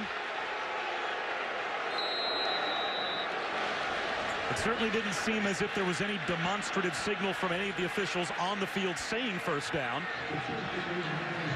But it's a fresh set of downs for Baylor at their own 34. Texas is getting tired, especially in the middle. Now it's Johnny Jefferson and a tailback. That's Ridgeway. He needs to. Screen is dropped by Corey Coleman. So that's a gift for Texas. No gain on first down, 2nd and 10.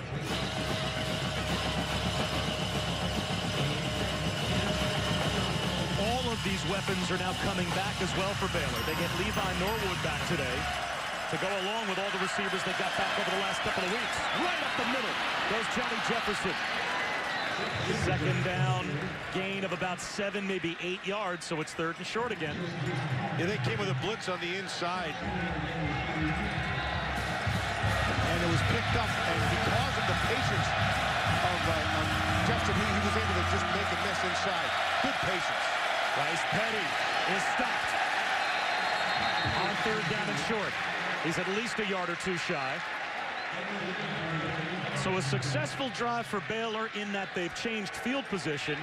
They get from their own 5-yard line out close to midfield. They will have to punt. It's another stop by the Texas defense. But once again, Matt, it's this kind of game. You don't expect Baylor to be in these kinds of games. It's a field position game, though, and now they'll make Texas go the long field again. Texas is doing what they wanted to do. I mean, essentially, they've held them to 7 points.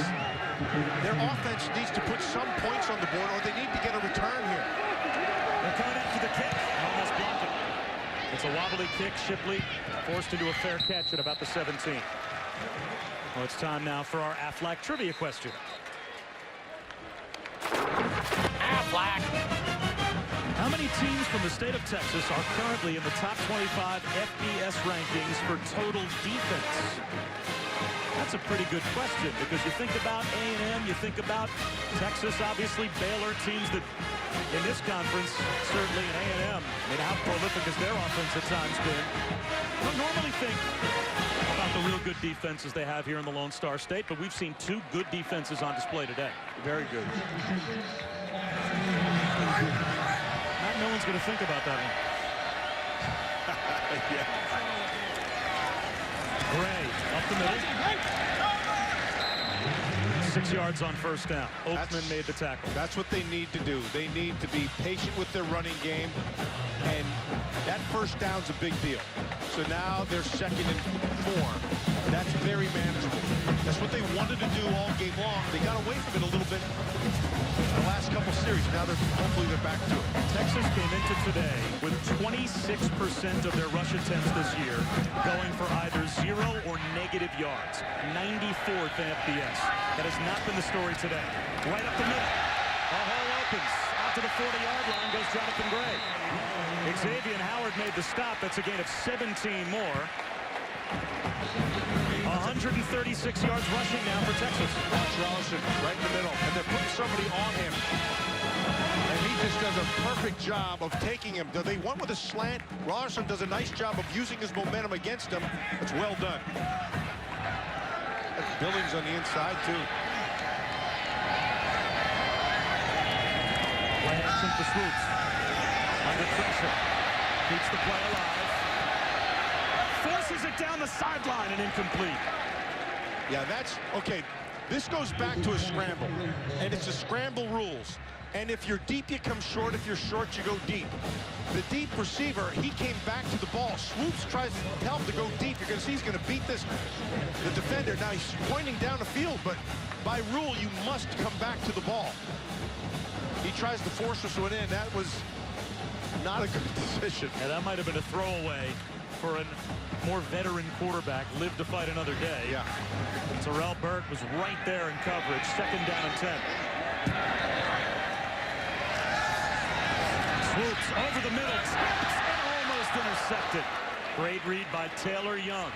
The redshirt freshman dropped back deep middle and almost got the pick. It'll be 3rd down and 10. He was trying to get to Swaim in the middle. So they're leaving the middle of this defense a little open. But that's just well defended. He's able to get his hand on the ball.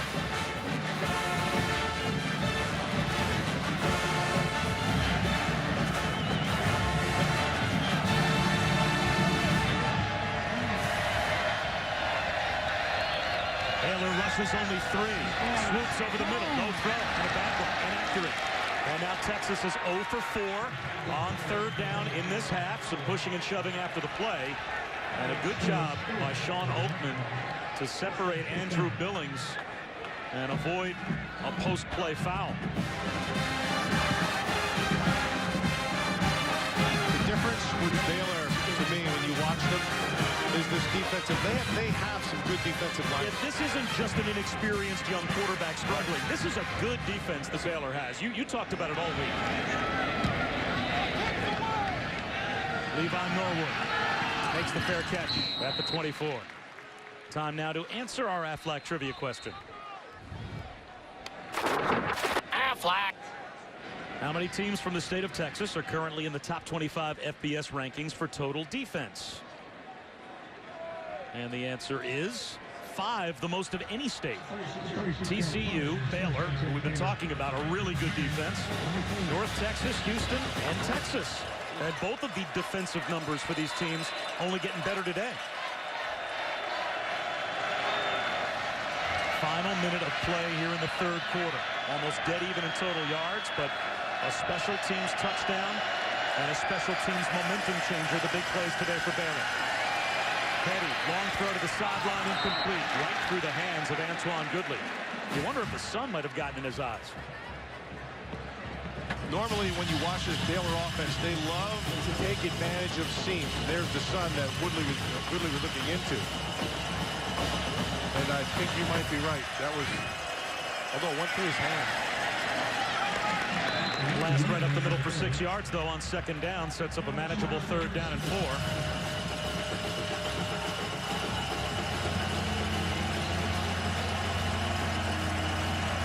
I've not seen Bryce Petty try to hit these seams at all. Confusion for Texas defensively. No, that official's right there. That's what he should be doing, because Baylor, they made some changes, and so they must allow Texas to match the change. So Texas allowed to substitute. Clock down to 15 seconds to go in the quarter. Play clock at 5. Play clock's at 2. Here comes the blitz. Petty under pressure. He'll be sacked. Steve Edmond got him. And that will end the 3rd quarter. They've been blitzing Edmond all game long. This is the end of the 3rd quarter. You can't play any better against a great offense if you're Texas. But they're down by 2 scores going to the 4th quarter. A defensive battle will return to Austin, Texas, following these messages. And a word from our local ABC stations. You're watching ESPN on ABC.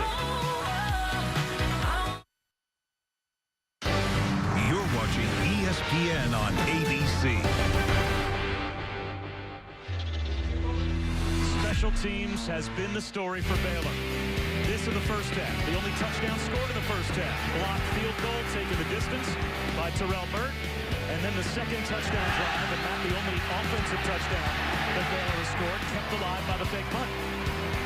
So you've got this high-powered offense. You got to play good defense, and everybody seemed to be checking the box, and they get to special teams, and there's the difference in the game, which just goes to show you have to play all three phases of the game. Hey, if Baylor holds on and wins, there will be some out there that will want to use this win as a knock against them. Well, look, they didn't put big numbers up offensively.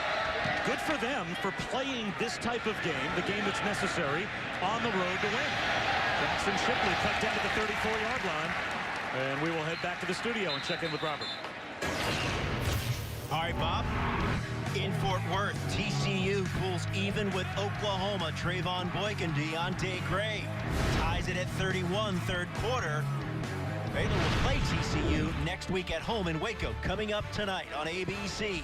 His name, Amir Abdullah, and he's one of the best running backs in the country. Number 19, Nebraska, taking on number 10, Michigan State, 8 Eastern, 7 Central. That game could be a slugfest as well. Back to the offense again. Texas still looking for some points, and they will lose a yard on first down as Malcolm Brown is shut down, and the chase for the NASCAR Sprint Cup heads to the contender round. 12 nations battle, 8 advance. Brad Keselowski won at Chicago, Joey Logano, New Hampshire, Jeff Gordon at the Monster Mile at Dover. It's the NASCAR Sprint Cup Series at Kansas, presented by Dodge, tomorrow at 1 Eastern on ESPN. Now Texas will play with some tempo, swoops off a play-action fake, tucks it under and runs. Gets to the sideline, out of bounds at about the 37. So he picked up 4 on the scramble. It will be third down and 7. The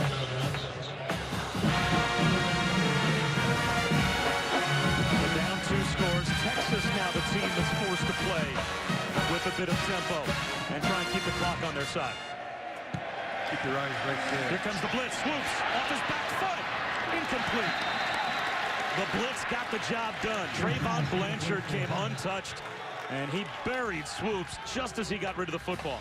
But Howard on the outside had great coverage because he came free, and there's the ball. But watch Howard.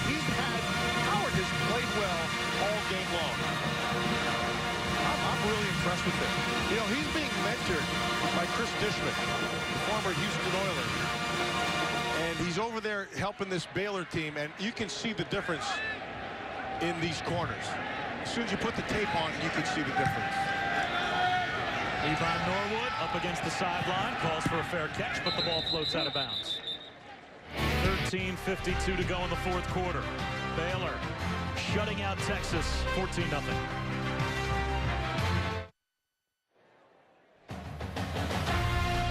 If you have not been to Austin, treat yourself to a trip, because this is about as pretty as it gets in the state of Texas. A terrific town. What a weekend as well, as you've got home football here at Darrell K. Royal Texas Memorial Stadium. Also Austin City Limits, a huge music festival taking over the town this weekend. It's just a great weekend.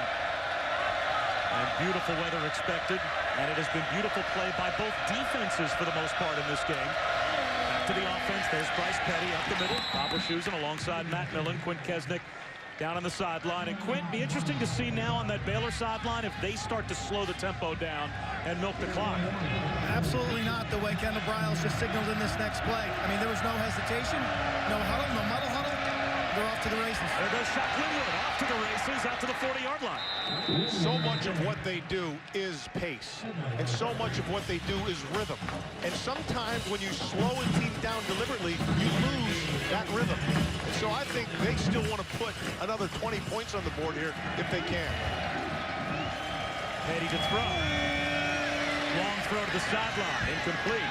It does do Texas a favor, though, because the way this game has gone, if you just play field position, it feels like Texas couldn't score 2 touchdowns against that Baylor defense if we played for 5 days, much less for another 13 minutes.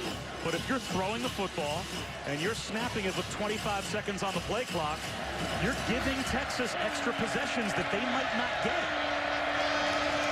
Here's a run, and Jeremy Jefferson picks up a first down.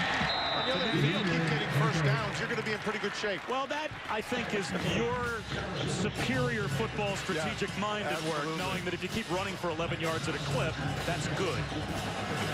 I learn a lot of football hanging out with you. There goes Jefferson again. Breaking tackles down to the 32. He said at the start of the game, this is still going to come down to how much depth Texas has. Because we saw it on film. They got tired as the game went on. We saw it the last couple weeks in the fourth quarter. They're not the same team. Jefferson inside the 30 with a gain of 4. And even a field goal here would make it a 3-possession game with 12.5 minutes to go.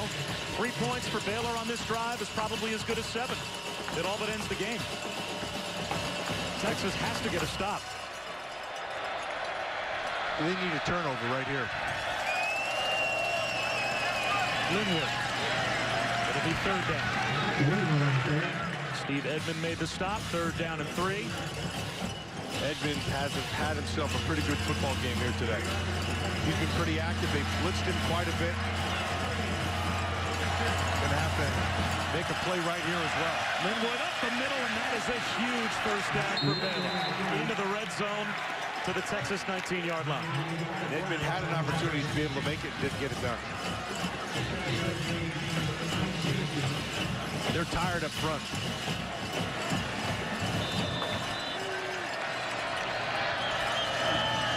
Linwood again into the secondary. It's 1st and goal for them. Impressed with how patient Bryce Petty is with this running game. They have something. They're going right back to it. Shot Linwood again. Inside the 5. Linwood on the carry. Down to about the 4-yard line. At the end of this game, if it turns out to be a Baylor victory, Bryce Petty won't have put Heisman numbers up, and yet you look at this as a winning quarterback playing winning football, taking what's given. He's done that today. Linwood to the goal line. Is he in?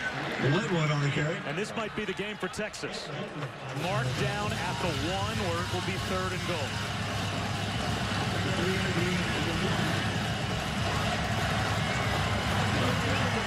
And they'll line up to go quick again.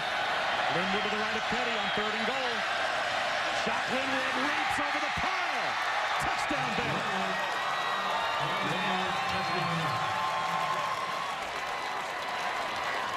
That's a tired defense right there. That's where pace made a difference. And so to go back to answer your question from the start, I think and I believe that when they are in there, when they have that rhythm, you can't break the rhythm. I think they're better with it, and they feel better about it. Well, certainly if the end of the drive produces a touchdown, you can't second-guess the decision to keep on going quick. Right. And that's what Baylor did. And now it's 21-0. How efficient was that drive for the Bears? They marched right down the field. Pretty much all on the ground. Shock Linwood caps it. And Art Briles knows it. This team is now in control.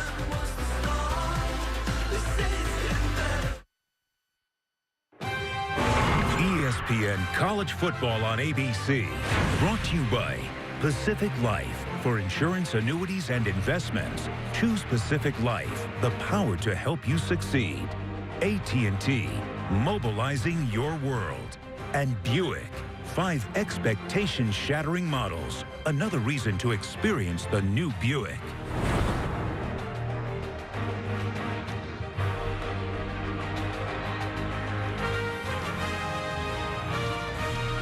For those of you just joining us, welcome to a spectacular day here in Austin, but it has been anything but for the Longhorn offense. Their defense has hung in as well as could be expected against Shock Linwood and the Baylor Bears, but too much Baylor offense eventually overwhelming Texas here in the second half. It's now a 3-possession game. Bob Wischusen alongside Matt Millen. Quint Kesnick down on the field as well. And Baylor about to kick it back to Texas. But now they're up by 3 touchdowns. Returnable kick from about the 3. Duke Thomas runs into a wall shy of the 20-yard line. Let's take a look at our Pacific Life game summary. And Matt Millen, this game, the biggest story, at least up until that last touchdown drive by Baylor. 2 big plays on special teams for the Bears that gave them the momentum for their first 2 scores. And kept them in the game, gave them a little bit of a life throughout the game. And when they fake with the fake punt, I think that's what changed the whole game. You can live with that one block kick that gets returned for a touchdown. You can overcome that. That second one, when they faked the kick and kept the drive going and then punched it in, to me, that's the difference in this game. And of course, the fumble right before halftime by Texas inside the 1-yard line. Play action here for Tyrone Swoops. A low throw that's scooped up by Jeff Swain for a gain of 6, but Texas with only 2 timeouts and the clock working against them has to go no huddle. Texas also had the opportunity at the end of the first half to get on the board. They fumbled it on the half-yard line, and that was just brutal.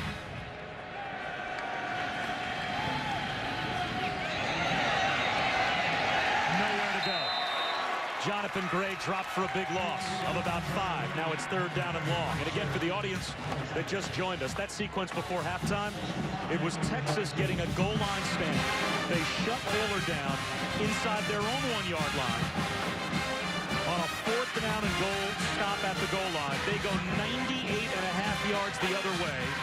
And with 25 seconds to go in the first half, it looks like they're going to tie the game at 7 at halftime. And Tyrone Swoops fumbles the exchange. Swoops up the sideline, and Ja'Cory Warwick, his head was not turned, and now you think they might be compelled to go for it on 4th down. But again, here's the play right before halftime. This changed the whole game, the fumbled exchange, and rather than it being 7-7 at halftime, it was still 7-0 Baylor, and Texas has really not come close to getting on the board since, and they will punt here.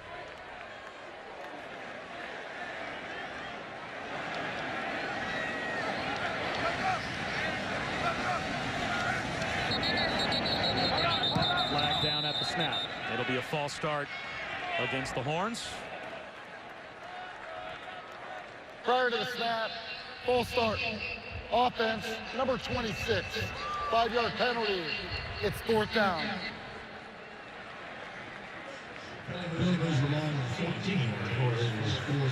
Charlie Strong has his work cut out for him. He needs depth, but they're a better team now than they were a year ago. They're better on defense. They were delivered a blow with the quarterback and Ash being hurt and having to play Swoops before he's really ready. But I like Charlie Strong. Big fan. Norwood to the 40. So good field position for Baylor when we return. And they can work the clock with a 3-touchdown lead. College football continues tonight. ESPN battles in the SEC and Pac-12. We start in the SEC. Football primetime presented by Hampton Hotels, LSU and Auburn. Then at 10:30 Eastern, Utah and UCLA. Both games live on Watch ESPN.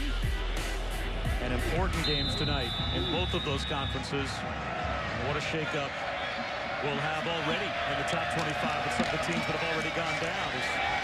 Devin Chafin carries for 5 yards. Oregon losing on Thursday night. Texas A&M loses today.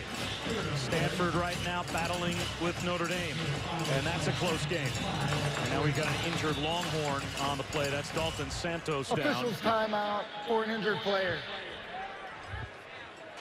He's the backup inside linebacker. Shaken up on the play, so it will be 2nd down and 5 after the injury timeout. But Matt, talking about this game in perspective for Baylor with their season and what's to come. Now they still have the best that the Big 12 has to offer out in front of them. They'll have a game with Oklahoma. They'll play Oklahoma State.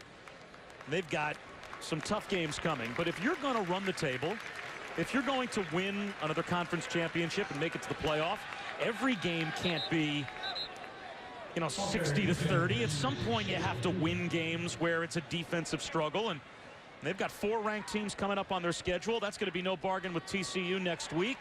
So I'm very impressed, I think, with how they've played today. This style of game, which isn't normally in their wheelhouse. Nothing speaks louder than for a team to not play their best and still win. And when that happens, you have a real team. Chafin again, about a yard shy of the 1st down.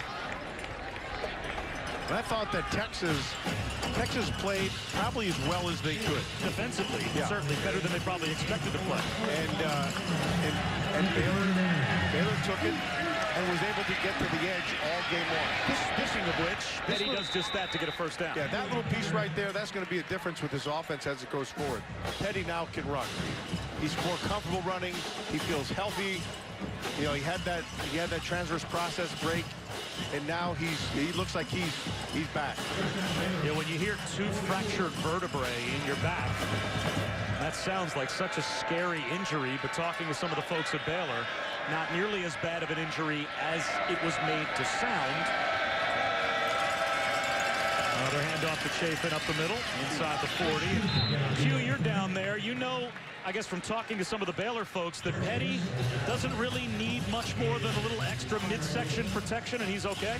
You know, it's just a matter of pain management during the week. And initially, there were some spasms and some bruising around his spine. But now all he wears is just an extra pad on his lower back. There was only one play today where I thought he came up a little slow. He got twisted around early in the third quarter as Chafin takes this one off the right tackle. Otherwise, he's looked fine. I think what stands out, Matt, about him, you know, we talked about Blake Bortles last year. Petty's big in person. I mean, he's a good 6'3". You see the lower body strength that we saw from Taysom Hill and BYU. He takes a pounding, and I think he shows a real nose for the end zone in the red zone. Yeah, he's built kind of like a tight end who can throw the football. The thing that really sets him apart, he's got a very good offensive mind. He sees what you're supposed to see, and he makes the decisions, very quickly. Talk about taking what the defense gives you as well. That's the 55th run of the day for Baylor against 19 throws. So you're going to say, okay, we're going to take this away from the outside. We're going to undercut your slot receivers. We're going to force you to run. They're going to say, okay, we'll run. We'll take it 55 times. We're patient, proving that Art Browse has another piece to it, because most guys who love to throw it around, they get impatient. 55 times is showing patience. And now they work the clock with the play clock down inside of 10. And they throw it at the seam, almost intercepted. A little misdirection, and they take a shot. It'll be 3rd down and 8 at the 30. Petty would like to have that one back because he had the open receiver. He didn't set his feet. That's the difference in the throw. And it took off from him. Petty is only 6 of 20 for 81 yards, but one of those throws a touchdown on the drive kept alive by the fake punt. That time he couldn't find Trayvon Armstead, so it's 3rd down and 8.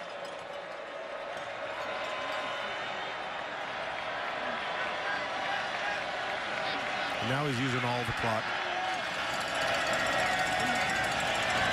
He wants the deep ball for Goodley. Lays out, can't make the catch. Now it's 4th down. And this might not be field goal range for Baylor.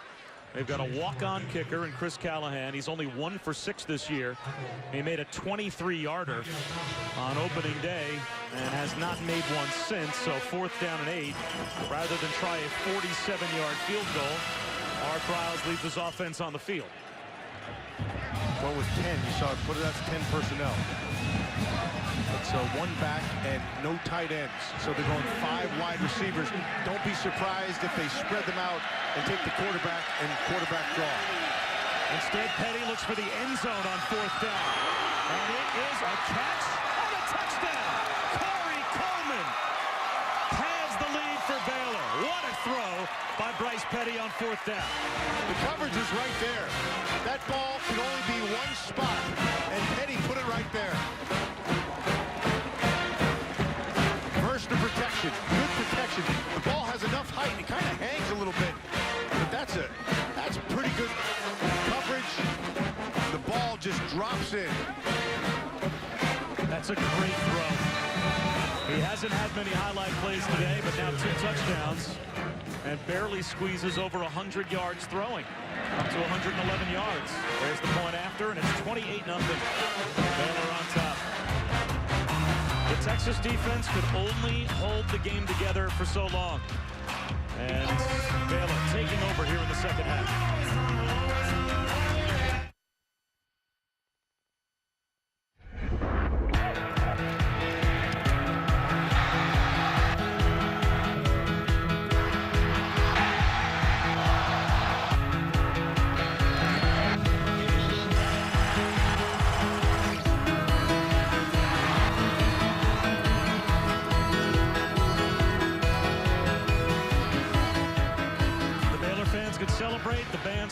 tune. They're dancing on the Bears sideline, and it's 28-0 as number 7 has come into Austin, and it looks almost certain that the Bears are going to beat the Horns for the 4th time in the last 5 years.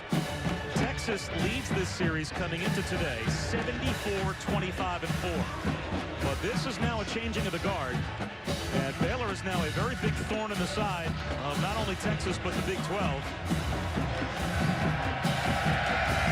Freeman, Armonte Foreman, a couple of freshmen back deep to receive the kick that will bounce. He almost stepped out of bounds. He's got nowhere to go.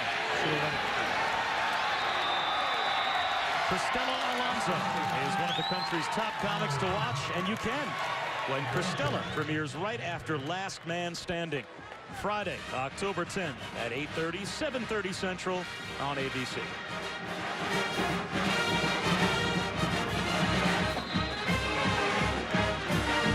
Matt Millen, Quinn Kesnick here in Austin. Texas's defense held in for as long as they could, but for this group taking the field right now, Matt, it's been a long, frustrating afternoon. They really had one significant drive. They haven't been shut out since 2004. And it was right before halftime on the fumble down at the 1-yard line that Texas missed their one real chance to score. Yeah, it's about opportunity and timing, and they had both. And they blew it. Let's head back to the studio, and Robert. All right, Bob, update from Fort Worth. Check out TCU's Paul Dawson, the pick 6.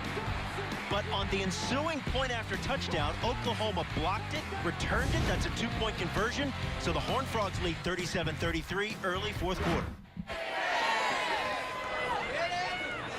We are inside of 6 minutes to go in the 4th quarter, and here's another not so spectacular note for Texas fans. The last time the Horns were shut out at home, November 6th, 1976.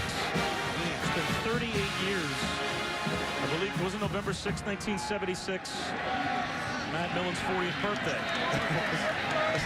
You look great. Thank you. That's a Texas first down on the ground. Stops the clock for a moment.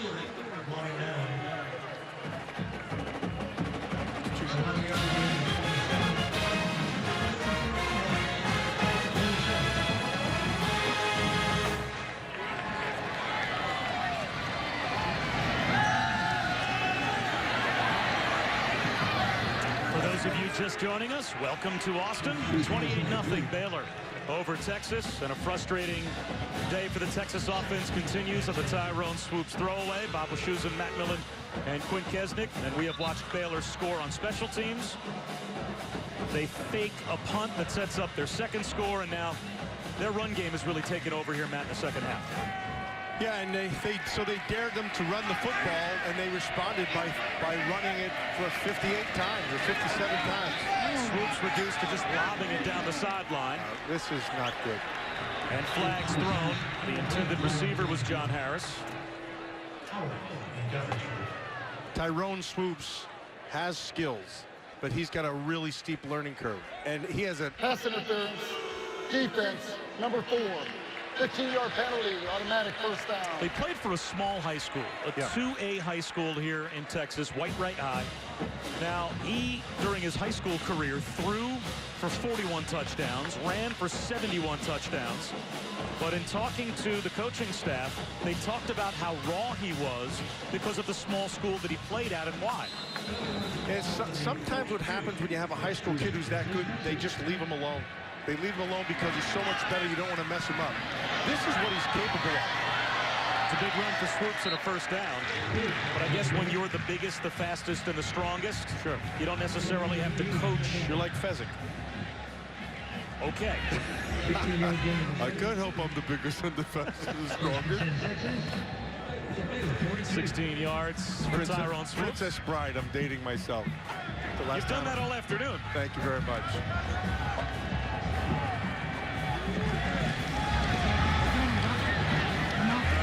Malcolm Brown weaves his way for about 4. So you're right, you get this kind of lump of clay if you're Tyrone Swoops and the Charlie Strong coaching staff, and you're trying to mold him as best you can. But he's forced in there because of David Ash being hurt and now having to quit football. So they never expected that Tyrone Swoops this season was going to be the starting quarterback the whole year.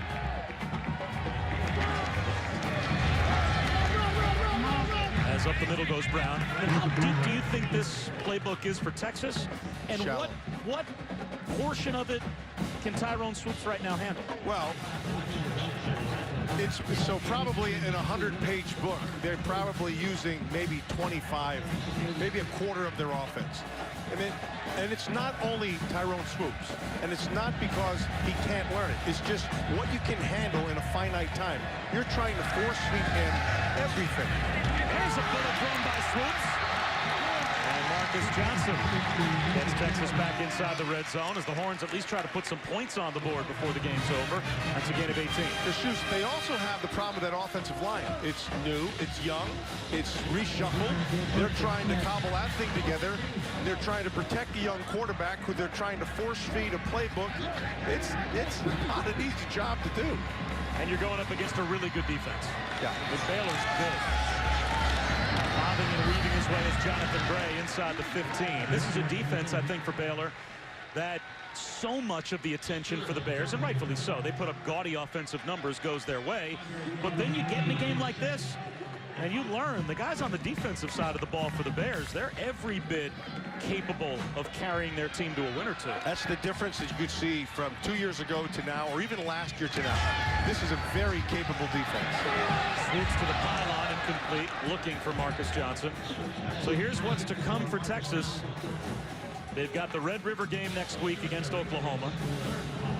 They still have road games in Manhattan and Lubbock and also Stillwater. And the Longhorn Network is going to carry the Iowa State game on October 18th, so you can tune in for that one there. Third down. Swing pass, wide open, Jonathan Gray. And he gets shut down. We've seen sideline to sideline pursuit at times for the Baylor defense, and that time it was Colin Brents, a 3-year walk-on who was just put on scholarship this past summer. Yeah, that's a good story. And he's a good little player.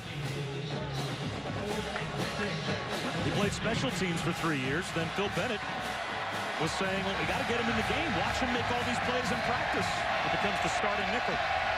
Fourth down, and Texas obviously will go for it. Swoops to the end zone, and there's a flag. Jeff Swaim was tackled by Terrell Burt. Swaim had him beat. That could have been 6 right there. Actually, Burt does a nice job of not getting him to the score.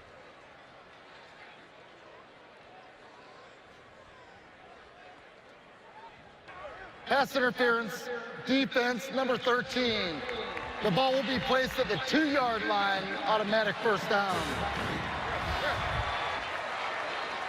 We've only had one other time in the game, and it was right before halftime that Texas got down this deep with a chance to score. They fumbled going in at the half. That was when it was a game. Now they just want to avoid the shutout, and they will. Jonathan Gray with the touchdown. So you're going to look at this score, and you're going to say, okay, it's going to be 28-7. There's a lot of positives for Texas to take out of this game. There's a lot of positives for Baylor defensively and offensively with their patience. But there's some things that Texas can build on. They're going to be small victories, but they're victories nonetheless. Their running game, this offensive line, I thought, got a little bit better in this game today against a pretty darn good defensive front. Tough, though, to find moral victories for Texas when they're down 28-7 to their in-state rival.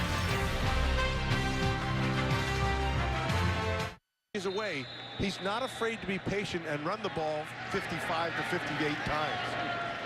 Texas going for the onside kick. It is loose, picked up, and almost busting free was Bryce Hager. He's brought down at the Texas 30-yard line with 2:11 to go.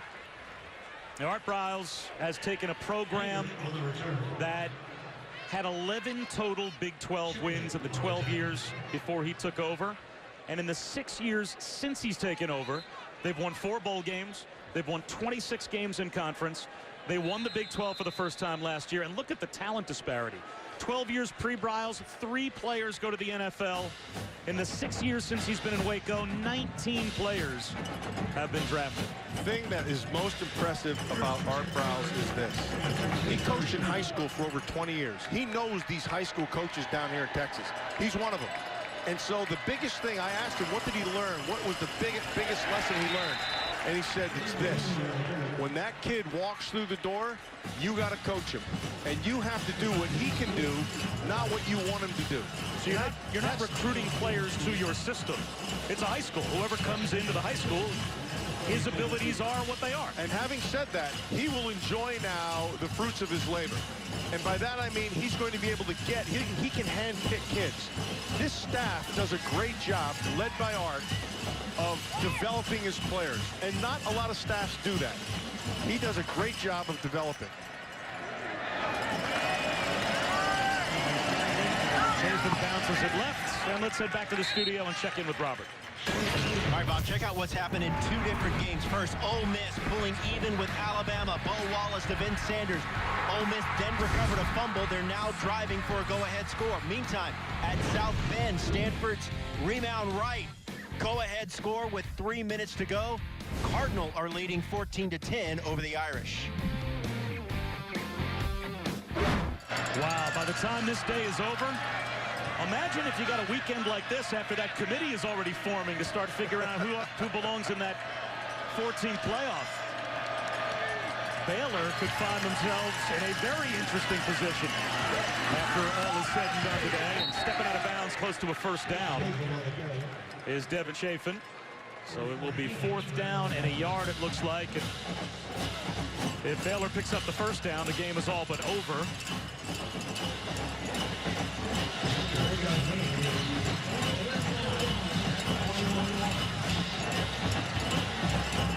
So a slow start for the Baylor Bears, but they did what they had to do, and they won it in a way that they're not known to win.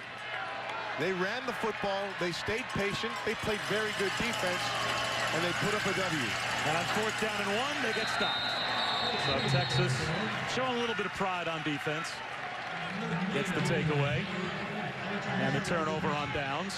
So with 38 seconds to go, they'll send their offense back out on the field one last time. And the fans that remain here in Austin are actually giving a hand to that defense as they come off the field. These are smart football fans, and they know what that defense was up against today, and that for a long time, Matt, in this game, that defense did all it possibly could just to keep hopes alive, waiting for the offense to score. But with a makeshift offensive line and a young quarterback, Texas couldn't get anything going and never mounted a serious threat offensively. Well, and then you had the special teams gaff and the turnover on the goal line. That's the biggest thing.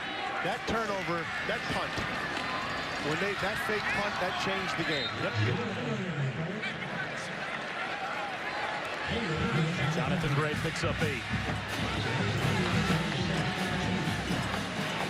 They got themselves an outstanding coach in Art Bryles. A legendary high school coach.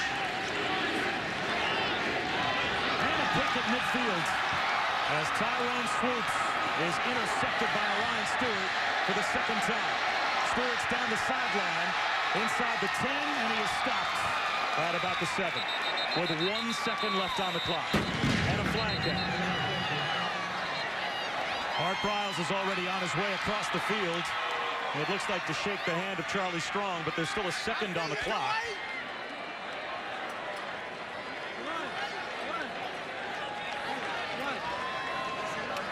I'm not sure if the officials realize there's 1 second to go in a game that's long since been decided. We could probably just make the penalty call and allow the coaches to congratulate each other. You're killing me, Shoes.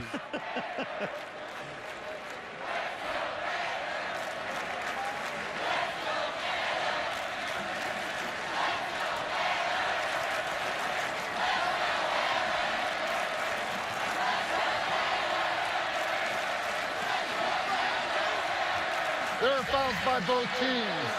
Number 82 for Texas was covered up and was not the end on the line. That's an eligible downfield. That penalty is declined. After the interception and during the return, illegal block in the back, intercepting team, number 84. That's a 10-yard penalty from the spot of the foul. Baylor keeps the ball, 1st and 10. And after the Magna Carta is read by Reggie Smith, our referee, one knee will be all that is necessary for Baylor to celebrate a trip back to Waco with a 28-7 win. The Magna Carta, huh? I was Declaration of Independence. I think you were a signer, weren't you? I was. Correction. The foul for the block in the back was also against Texas and is declined. 1st and goal, Baylor.